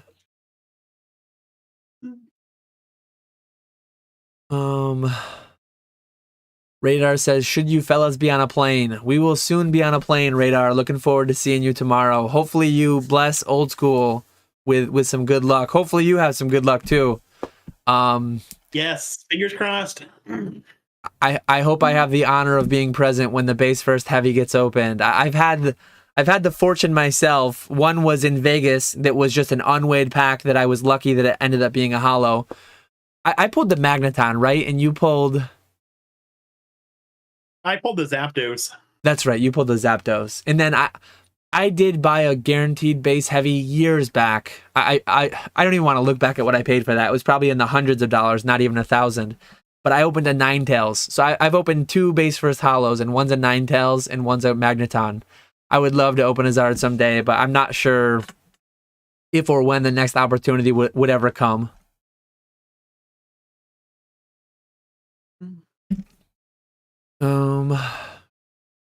Your average player says, didn't Rare Candy just find a bunch of them gradable? Yeah, I mean, good timing with John just coming into the chat. John has showed on a live stream. He's working with Rare Candy, and he is heavily involved in that collection specific. I don't know what else exactly, but he definitely is heavily involved in getting a lot of those cards graded, and they did have quite the horde of Japanese Shining cards, which you don't see every day. You don't see every decade. No.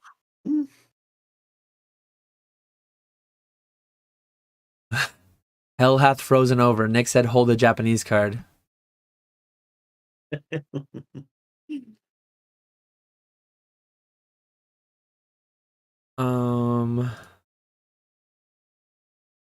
Holy, Retro told me to look at my DMs, and I see like 15 messages. Come on, 15. How am I supposed to read 15 messages when I'm live on YouTube?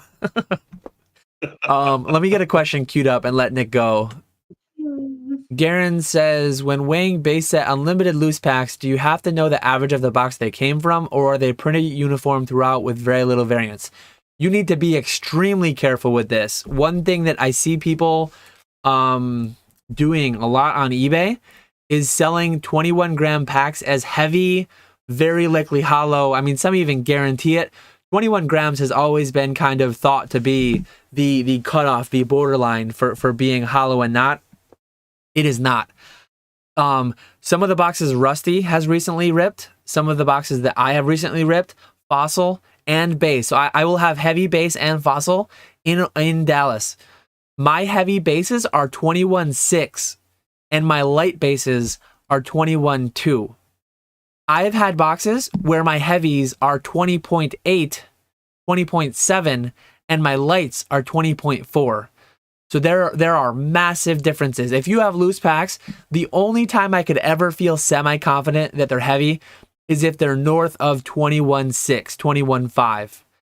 Because if they're 21.1, that could be heavy in a box where the lights are 20.7, but it also could be light in the, like, I think 3 of the last 4 boxes I opened, the heavies were 21.7.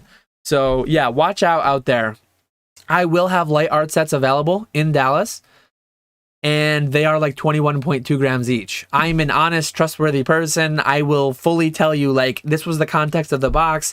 These are 21.2 grams, but they are 99.999%. No chance of a hollow. So be careful out there with loose packs. Yeah, loose packs can be very dangerous.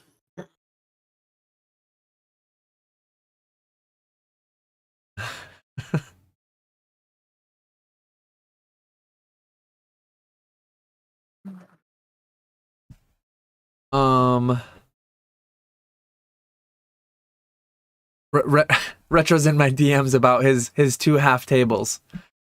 It's not even my section. I know that I'm paying Nick for one table. Don't be pawning this off on me. I'm fully pawning this off on Nick. Nick is he's the one owning this. He has an agreement that he's made with the 2 individuals who are buying tables from him. Your conversation is between the 2 people you lease from, not me. I'm not the one who makes that consideration or decides who gets what. So yeah, that's between Nick and the 2 people with the tables. Thanks, Dan. So my math doesn't matter. Oh man. We are actually fully caught up, and I don't think we have any questions. I think, given that we're both flying out in slightly over to like 16 hours, I guess, we might cut this one a little bit short. If you have questions, feel free to add them. We're probably going to try to end between 3 and 3:30 at the latest. So yeah, we're fully caught up. There's no backlog of questions. Red Flare asks, where are we planning to go Saturday night? I have no idea. Usually the way these things go, I just go where the moment takes me. I've seen some things about trade nights, paid trade nights. Usually the main hotel lobby will have a lot of people hanging out. Mm-hmm. I'm sure people will break off into different groups for like meals and stuff. I very rarely, like when we did Denver, we had Swami's was planned, a set place and time. That was the Friday night. Usually though, there's very little planned in advance other than we're going to go and we're just going to see where it all takes us. So that's fully my plans. Yeah, I'm the same way. I am terrible about actually making plans and planning trips out and all that stuff. Very last minute for me, so could not tell you what's going to happen Saturday night. I did see that trade net, or the paid trade night thing. I forget who's sponsoring it, but that one sounded pretty cool. But we'll see what happens.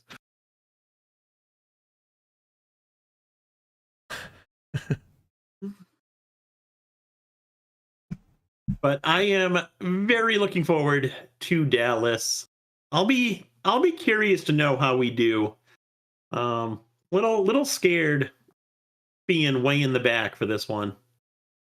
That happened to me and Josh in Long Beach last year. We were towards the back, but Long Beach was just like packed with people, so it wasn't too big of a deal. We still did decently well. There was Goku, the Goku actor had his signing line cut across Josh's table, which was unfortunate. It was kind of a shitty setup there. But overall sales were decent. But I'll be curious to know how sales are in Dallas being so far back. Yeah, hopefully they'll work out fine. I'm sure we'll still get like Travis and Cloud to stop by, which are usually a decent portion of our sales. But it will be interesting. I think all the other ones I've been to, Orlando last year, Orlando this year, Charlotte last year, we were definitely in pretty decent real estate. This one we're a ways back though.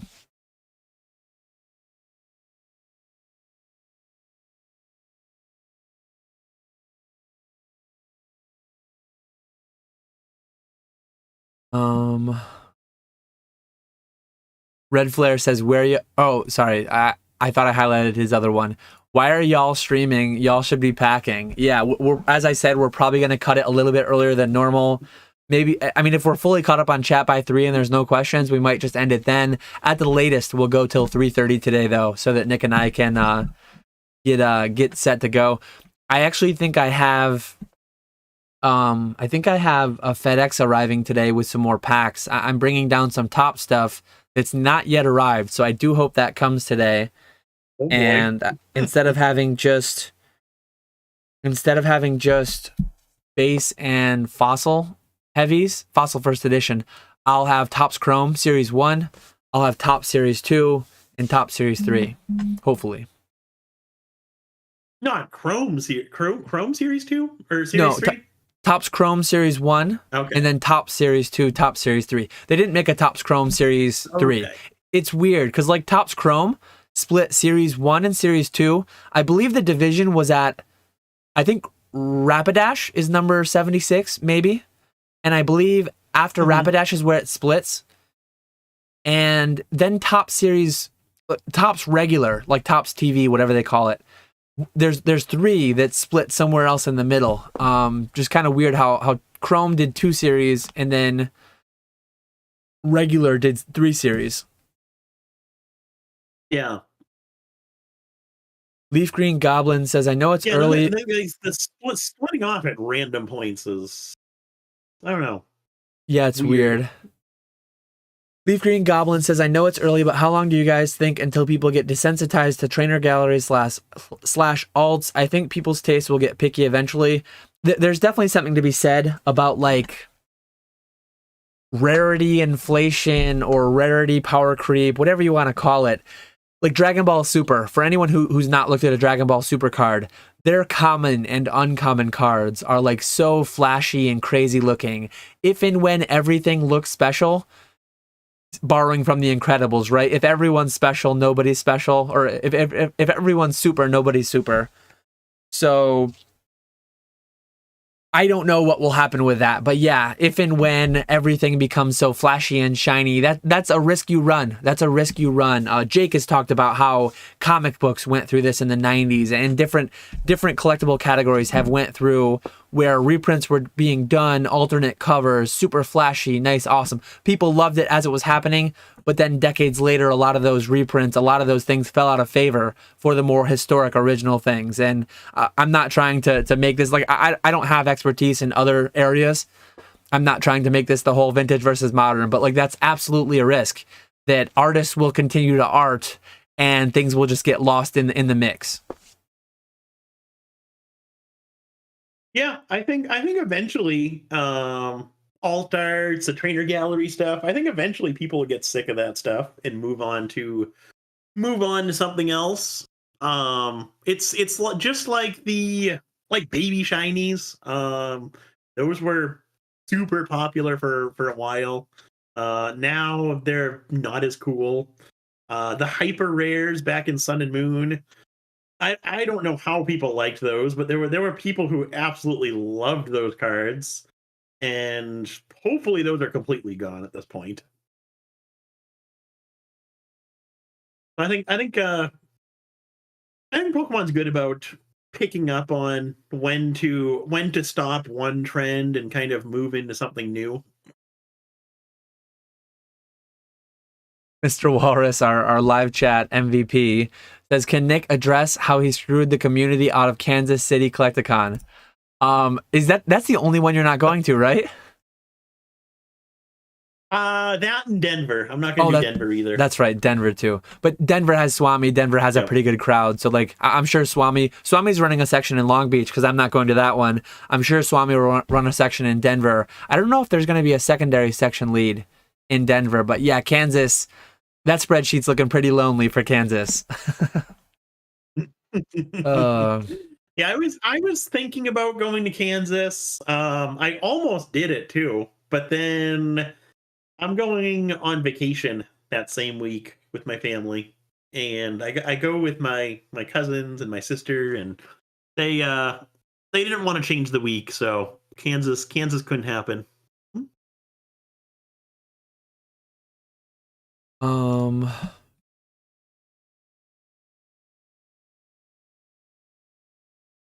What do you?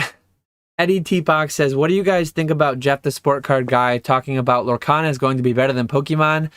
I think he has brilliant self-promotion, brilliant advertising. It was a brilliant idea. I think his actual opinions on it, and I could be wrong here. I don't know the guy. I don't really care either way.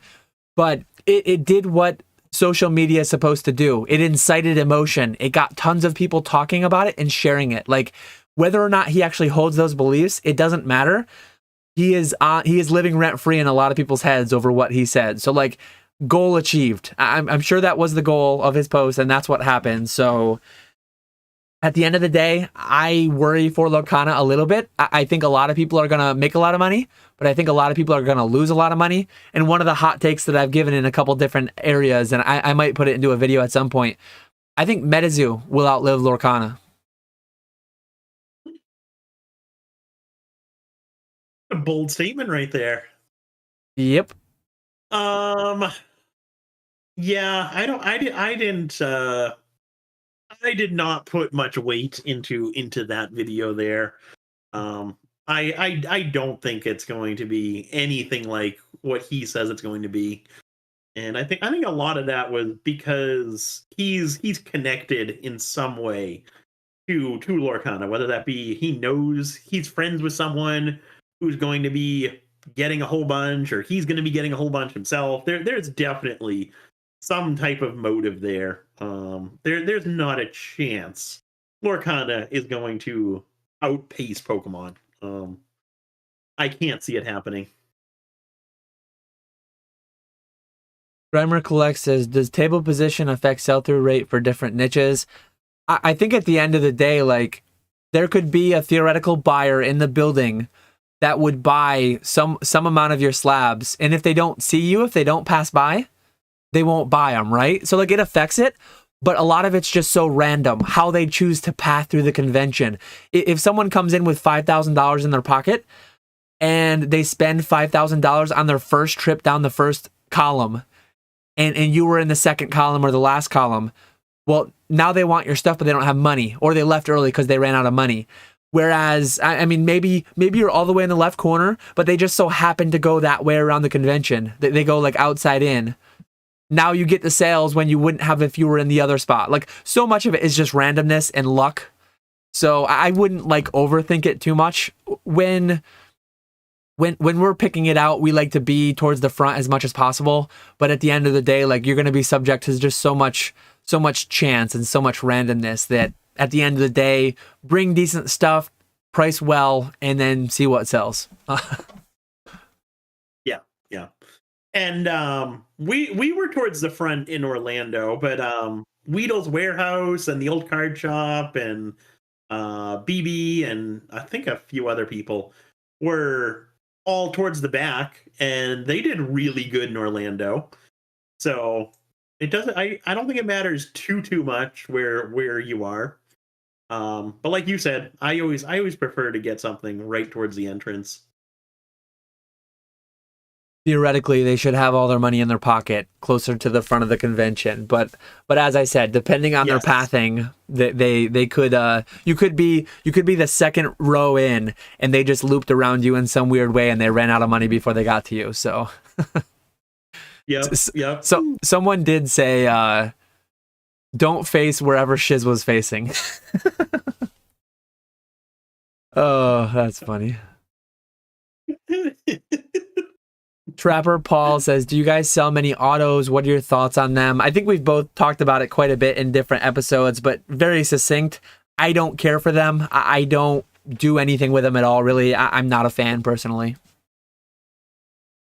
No, me neither. Same way for that one. I have one Imakuni. Got that signed in DC 2019, and I like that one because it's attached to a memory of the first time I went to a Worlds. But I would personally never pay what autos go for, and I would absolutely never stand in these lines that artists are getting to sign autographs.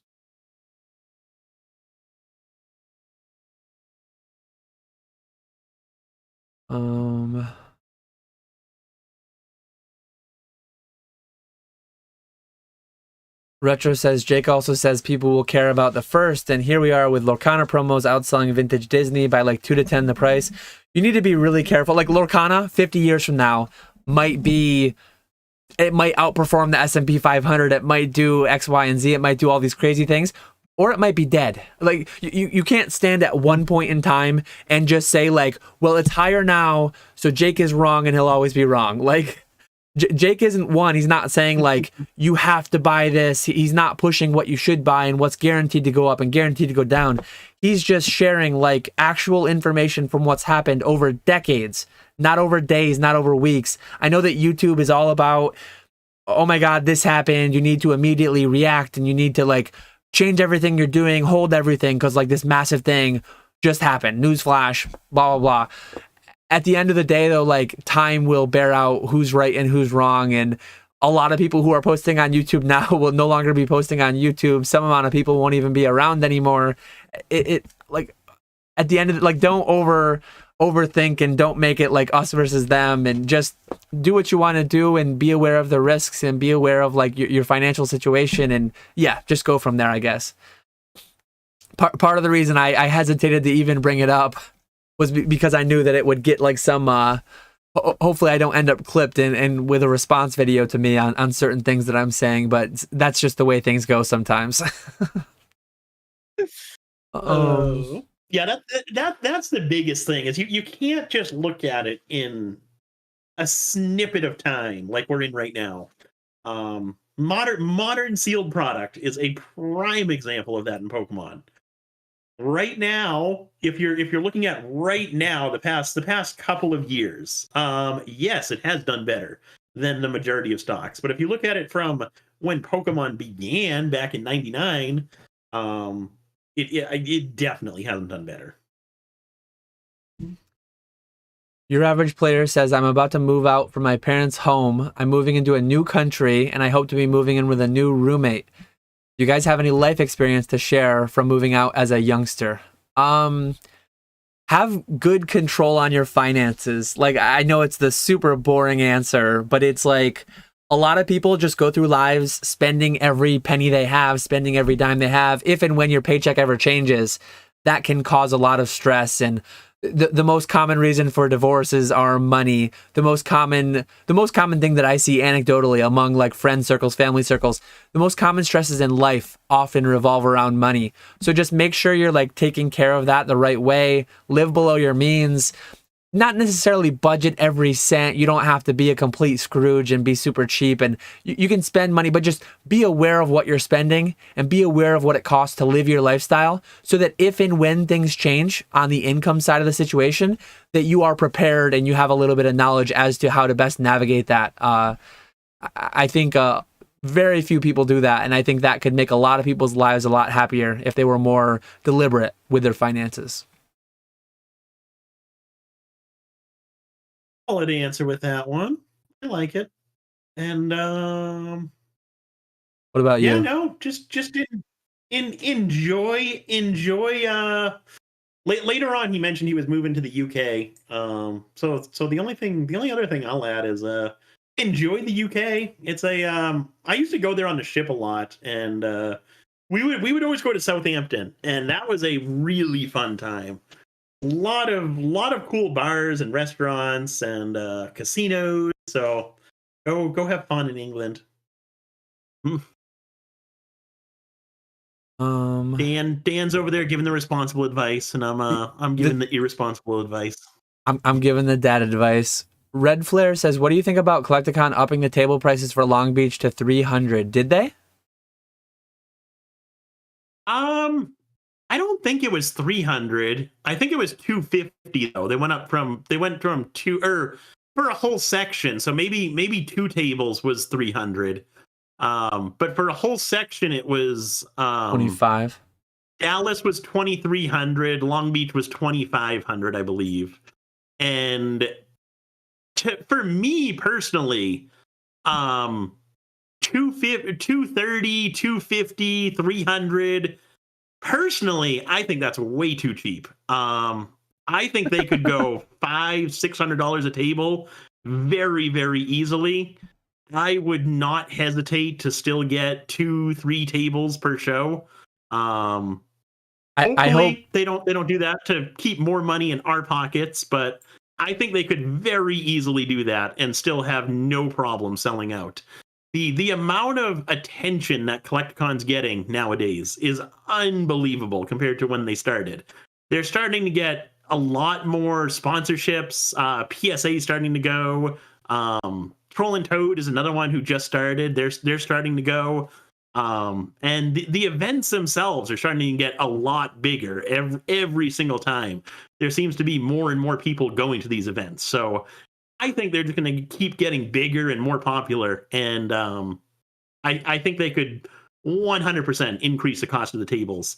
One nice thing is I've talked to them about this before, saying that they could definitely increase the cost of tables and still sell out immediately. And they're pretty firm on wanting to keep pricing fair and competitive, so that everyone has a chance to vend.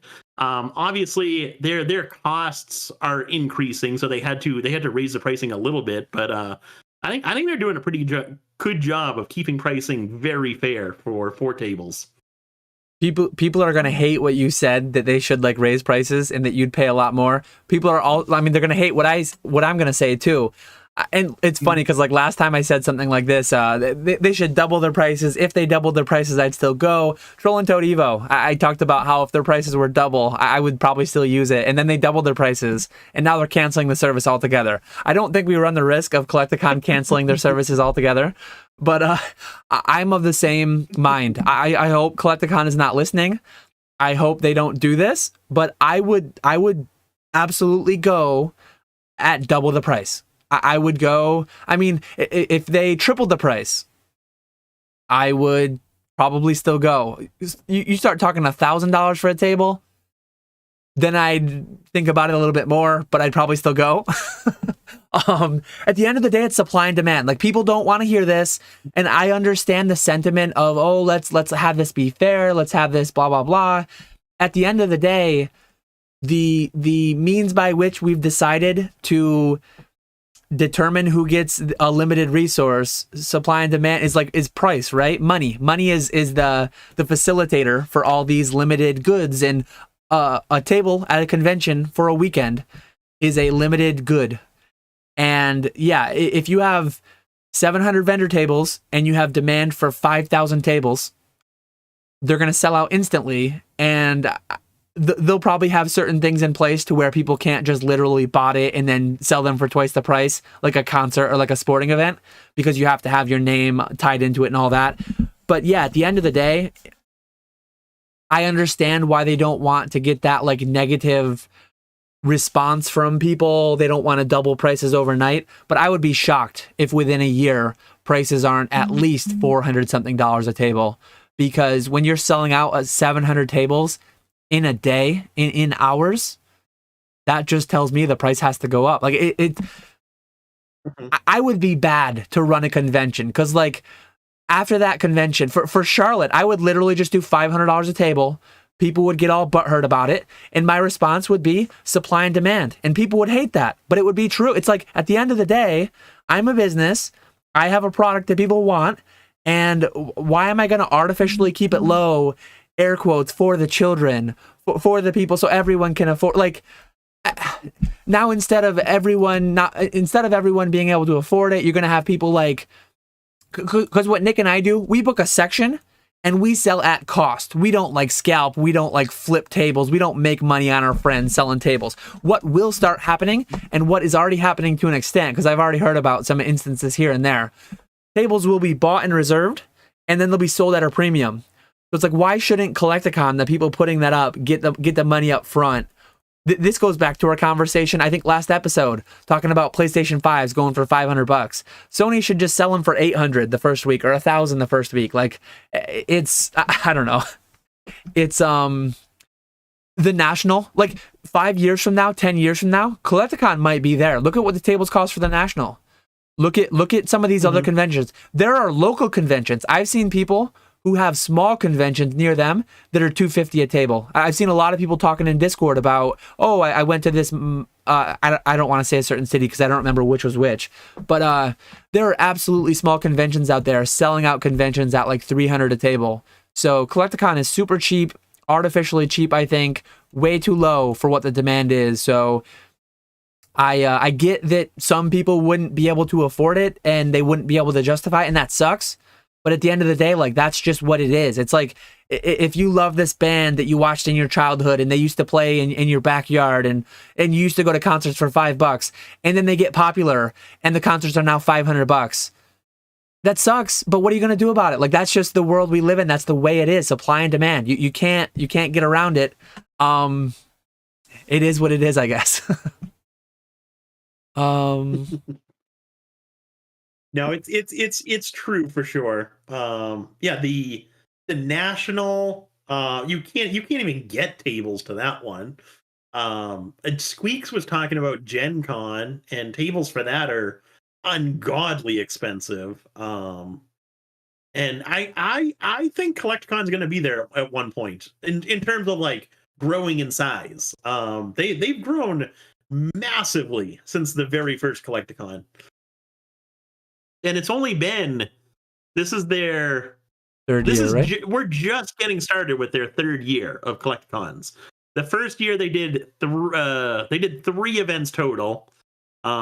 Second year I think they did 5, 4 or 5, and we're just getting into their third year now.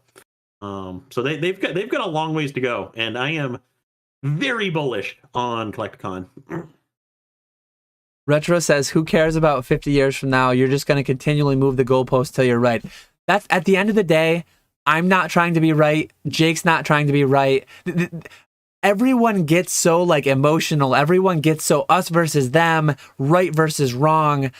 I mean, I'm just doing business. I'm fully on your side, Retro. Flipping over investing, flipping over holding. And I get the allure. And if I had access, I would absolutely be flipping Lorcana. I flipped One Piece. I made thousands of dollars doing almost nothing, slapping a couple labels on One Piece cases. I will play in it if I can make money, but, and as a business, there's attractiveness to that. But I'm talking to people who are thinking long-term hold and these things going up in value and investing questions. We get a lot of those investing style questions that I'm not that comfortable with. So anytime I'm given those questions, I just like to give like the counterpoint. I like to pump the brakes a little bit on the whole line goes up, cardboard goes up, conversations and thoughts that people have. And as you said, sell into the market, period. Yeah, for sure. Absolutely.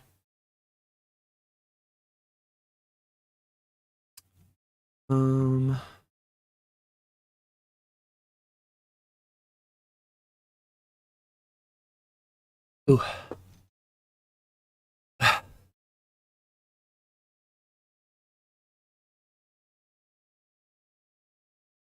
Mr. Walrus says, how do y'all feel of CAC flying in the British invasion? Does it help the show? I'm assuming he's talking about Poke Chloe and Poke Dean, and I don't know if there's more UK creators they're bringing in, but I think it's cool. I think it's great. I think it would be great if someone would, I know that they got their own grading company. They got Ace Grading a while back, right? It would be great if more international things would happen.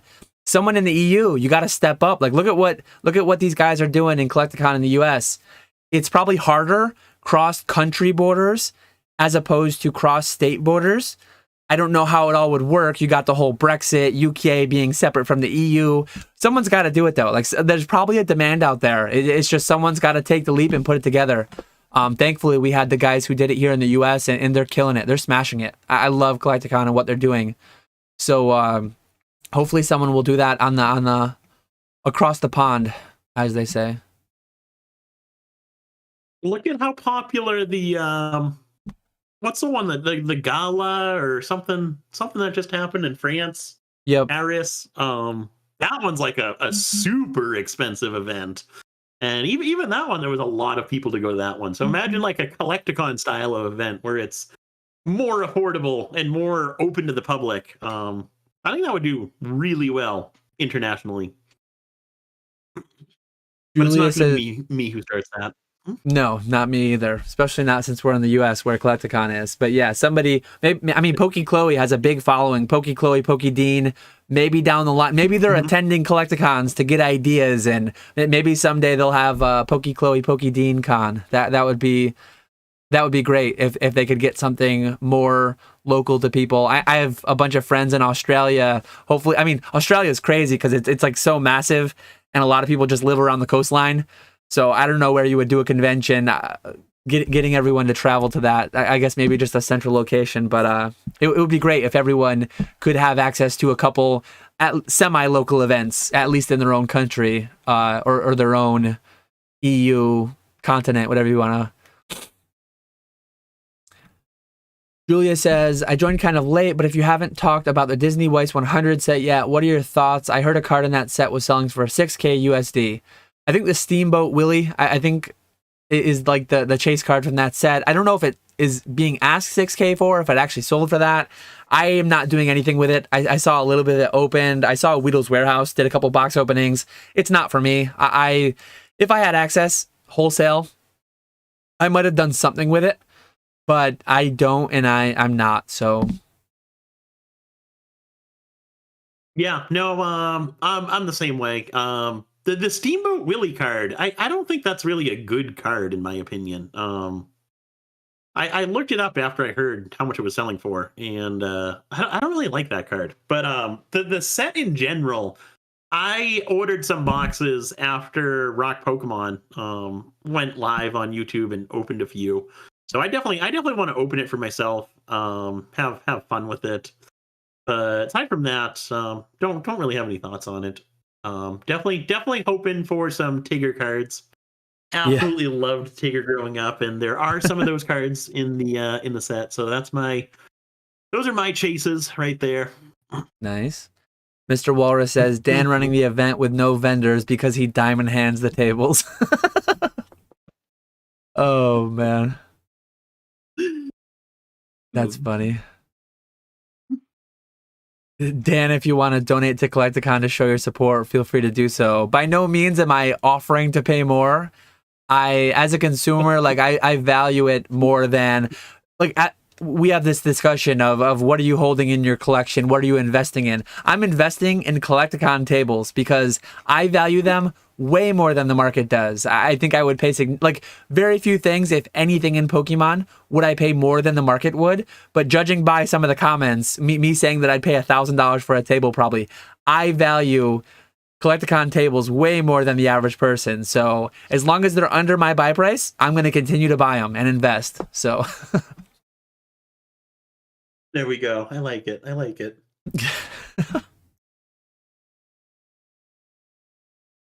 What if they get bigger in size, but they scale back the frequency of events?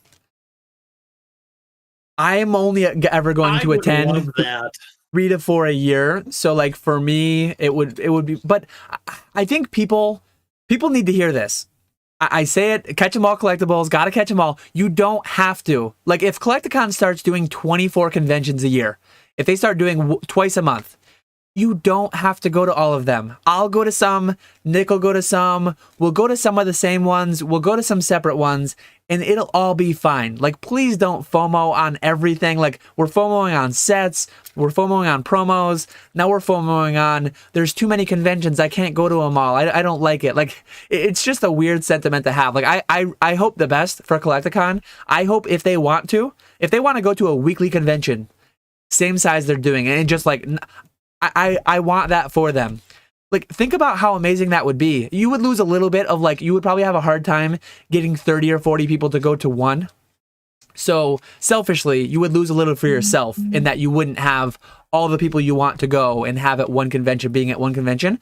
But on the other side of it, selfishly, you would be able to pick and choose the exact weekends. Like Nick was just talking about, he's not going to Denver because he has a family trip. And people have weddings, and people have birthday parties, and people have graduation parties and things they have to go to, and real life things they have to go to over the year. I would love if there was 24 Collecticons a year and I could just pick and choose the perfect ones that slotted into my schedule.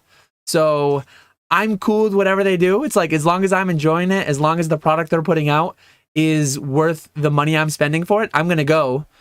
And as of right now, that's like 4 events a year, 3 events a year, and we'll see where it goes from there. But it just makes me think like, oh, if they make too many, I'll wish I could go to all of them, but I can't, so I hope they don't.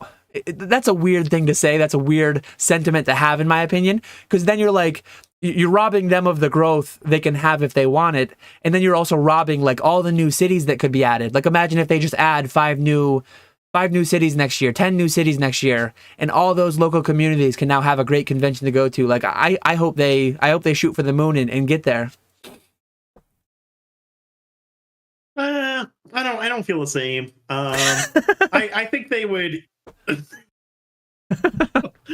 If they started doing every other week or weekly, I think they would lose their kind of like spark, I guess. What makes them special? Where it's kind of a thing that happens a couple of times a year, and everyone kind of goes there to hang out and all that stuff. I think they would kind of lose that if they started doing it super often like that. And I'm definitely one who wishes they kind of stuck with like 6 events a year would be ideal for me every other month. That would be ideal. Because then I could go to the majority of them. But yeah, with the way they seem to be heading, at least, I don't think I'll be able to go to all of them every single year. But I definitely have FOMO when I'm on Instagram at the CollectCons that I'm not attending, and I'm seeing all the stories of people at the CollectCons. See, Nick is completely taking the selfish perspective of, I need them all for me. Don't make more than I can attend. If you think about it, like, it really is a weird sentiment, right? Like, I get it to an extent as a human being who wants to be there and wants to have fun and this and that. I'm not going to Long Beach, and I'm sure you guys are going to have a blast. But, like, that's fine, too. Like, you don't need to be included in everything. You don't need to go to everything. I think that is very, like, indicative of what a lot of people go through with all the sets and all the financial strain on just trying to keep up with the cardboard. I think it is selfish to say that I wish they would do fewer events so I can go to them all.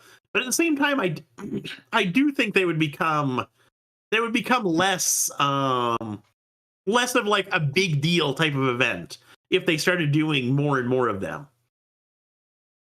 They should just do one per decade so that it's super special. It would kind of hurt them too. Yeah. What they could do, I mean, they should just go to weekly. They should be like the PGA Tour. They should go to weekly events, but they should have like 4 majors per year. So I'll go to the 4 majors. I'll go to Orlando, maybe Denver, Charlotte, and Dallas. Make those the 4 majors, 3 months apart, to be perfect for my schedule. And then maybe they'll have some of their minors, some of their like off weeks they'll have in like Syracuse, Albany, close cities to me. That would be hit me up, Collecticon, hit me up. I'll tell you what my schedule is so that you can schedule around me. Yeah, there we go. We're going to try to rattle through the next few because we're probably going to wrap up at 3:30. Red Flare says, are you going to the National? If so, why? I might be. If I go, it will not be to vend. It will just be to see people and to maybe buy and to hang out with some friends. What about you? I will not be going. Yeah, no, I almost went to the one last year in Atlantic City. Didn't go to that one, so I'm definitely not going to go all the way to Chicago. Professor Oak says, question, what skills and knowledge should I invest in? self-sustainability, being able to fix your own things, being able to grow some of your own food, being able to take care of yourself. I'm big about all that kind of stuff, and I think that that is useful for anyone. I'm gonna say Pokemon related wise, knowing how to sell yourself and sell stuff on eBay and sell stuff on TCG Player and all of that stuff. Consignments are great and all, but if you want to truly like maximize what you're going to make, you've got to sell stuff yourself. So that's gonna be mine. I went big, broad, real life stuff. I guess in Pokemon, absolutely. Learning how to, even if you don't want to do it full time, even if you don't want to, if you want to be a true collector, making a few sales here and there just to get the experience the other side of the transaction, I think can provide value. Peak That Chew says Dana Prepper confirmed. It's not like an apocalyptic World War III. You need to be able to do this, else you're not going to make it in another decade. It's more just like, I think I find value and I find joy and I find a lot of positive things about mowing my own lawn, fixing my own lawnmower, changing my own oil, things like that. Though more and more frequently, I've been paying to get my oil changed because I've just been so busy with some of this, but at some point I'll get back to doing it myself.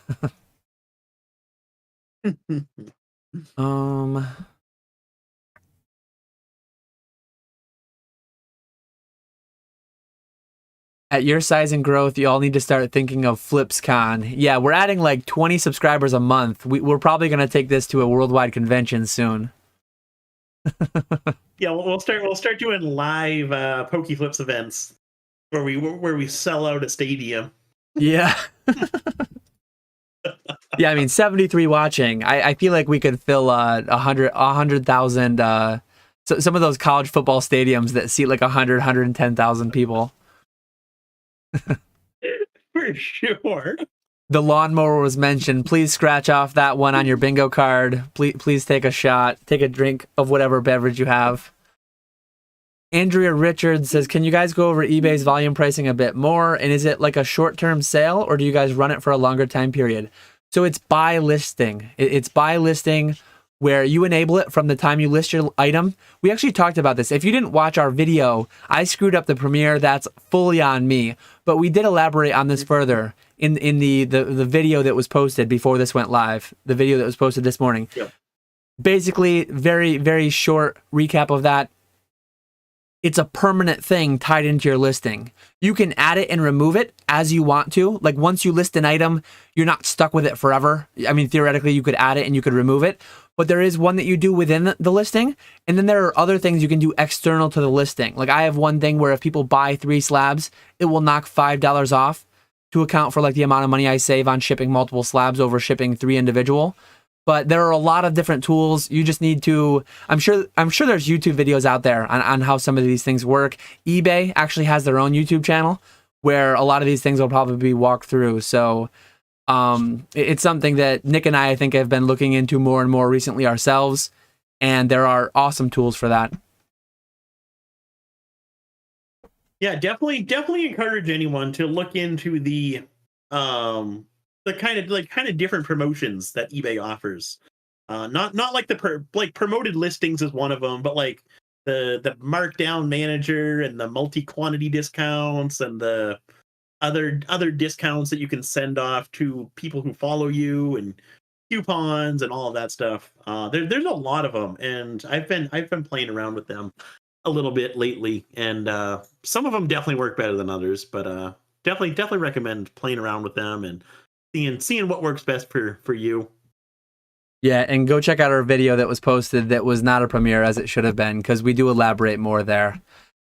Peak That Shoes says, throwing in this question for a later listen, did you guys see the new PSA 8.5 Illustrator come up for sale? Do you think the sheer volume we're seeing will allow another card to take the top spot?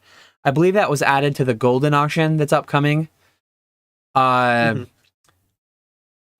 nearing that interesting point where soon the Illustrator's pop reports will exceed the theoretical 39 distributed copies. Obviously, there have been some copies that were cracked out. They were graded with one company, then graded with another, or just cracked out PSA 9s to get that PSA 10 for Logan. But there are extra copies out there. If and when enough extra copies come out, I think it could damage the card. It could damage like the brand. It could damage if and when the pop reports show 100 cards, if and when 40 of them are listed at one time. I don't think we'll ever get there. But at an extreme, I think the card could be knocked off as the number one. Me personally, I think the 97 Pikachu number one should hold that spot, but that card may be subject to extra copies as well. And it's all way above my pay grade. So I have no say in what cards end up being the most valuable. But as of right now, that spot goes to the illustrator. I could see scenarios where a decade from now, it is the number one Pikachu. I could see where a decade from now, it is a one-of-one Charizard that is created in the coming years. Like, who knows where we're going to be. But yeah, that's my thoughts on that. Yeah, I was really surprised. The 97 Pika that we saw went for 300 with Heritage, just over 300. Yeah. I was not expecting it to go that high. But yeah, that's getting close to a price of an illustrator in a lower grade, like the 885 selling around 500,000. So it's still a ways off, but if we keep seeing illustrators pop up like we are, it could very well happen. Yeah. Yep. We are fully caught up. It is almost 3:30 p.m. Nick and I will be boarding planes in 14 to 16 hours or something. So we're going to call it there. Very much appreciate everyone hanging out. Special guest. You want to announce our special guest for next episode? Yes. So next episode, we kind of ran out of people to ask. No, we actually have a special guest joining us. Who's going to be vending with us in Dallas. So it'll be a kind of a cool Dallas recap, but it'll be Ray joining us for the next episode in 2 weeks from now. So definitely looking forward to that one.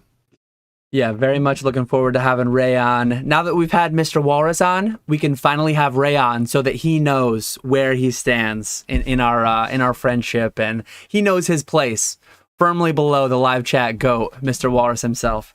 So, no, we absolutely love having guests on. I think this is a good dynamic where we do one episode with just us, and then every other episode. Unfortunately, it only allows us to get through one new guest every 4 weeks, but I really do like the feel of it. I like the format. I think we're going to stick with it. We do have... We have kind of always in the back of our minds, we have a few people lined up. I see Z&G Emporium. He says definitely ran out of people if we're reaching for Ray. But yeah, we've gone twice with some people already. We've done like a part lap too, like James and Cam. James was on once, I believe, just with him. John has been on a couple times. There are so many people I would love to have on an additional time. There's still so many people I'm excited to have on for the first time. But yeah, we only get through like 12 or 13 people a year, so we're doing what we can. You guys know, I mean, check out Old School Pokemon's YouTube channel. If we push Nick too far, he's going to quit it altogether. So I don't want to like up the level at all. I don't want to up the demand for videos because we'll end up just losing PokeFlipz altogether. So let's be thankful for what we have and not try to push it and try to get too much content out of us. But yeah, with that, anything else to add in closing or? No, thanks everyone for watching. Java, thanks for the gift. You appreciate that. Java threw a gift to Thrifty. Appreciate you, Java. But yeah, with that, we hope to see you Section 15 for Dallas, right? Yeah. Yep. Section 15. If any of you guys are coming to Dallas, be sure to swing by and say hi. Absolutely. Yep. I can't wait to see you tomorrow, Nick. I hope I see a bunch of people this weekend. We appreciate you all watching, and we will catch you all later.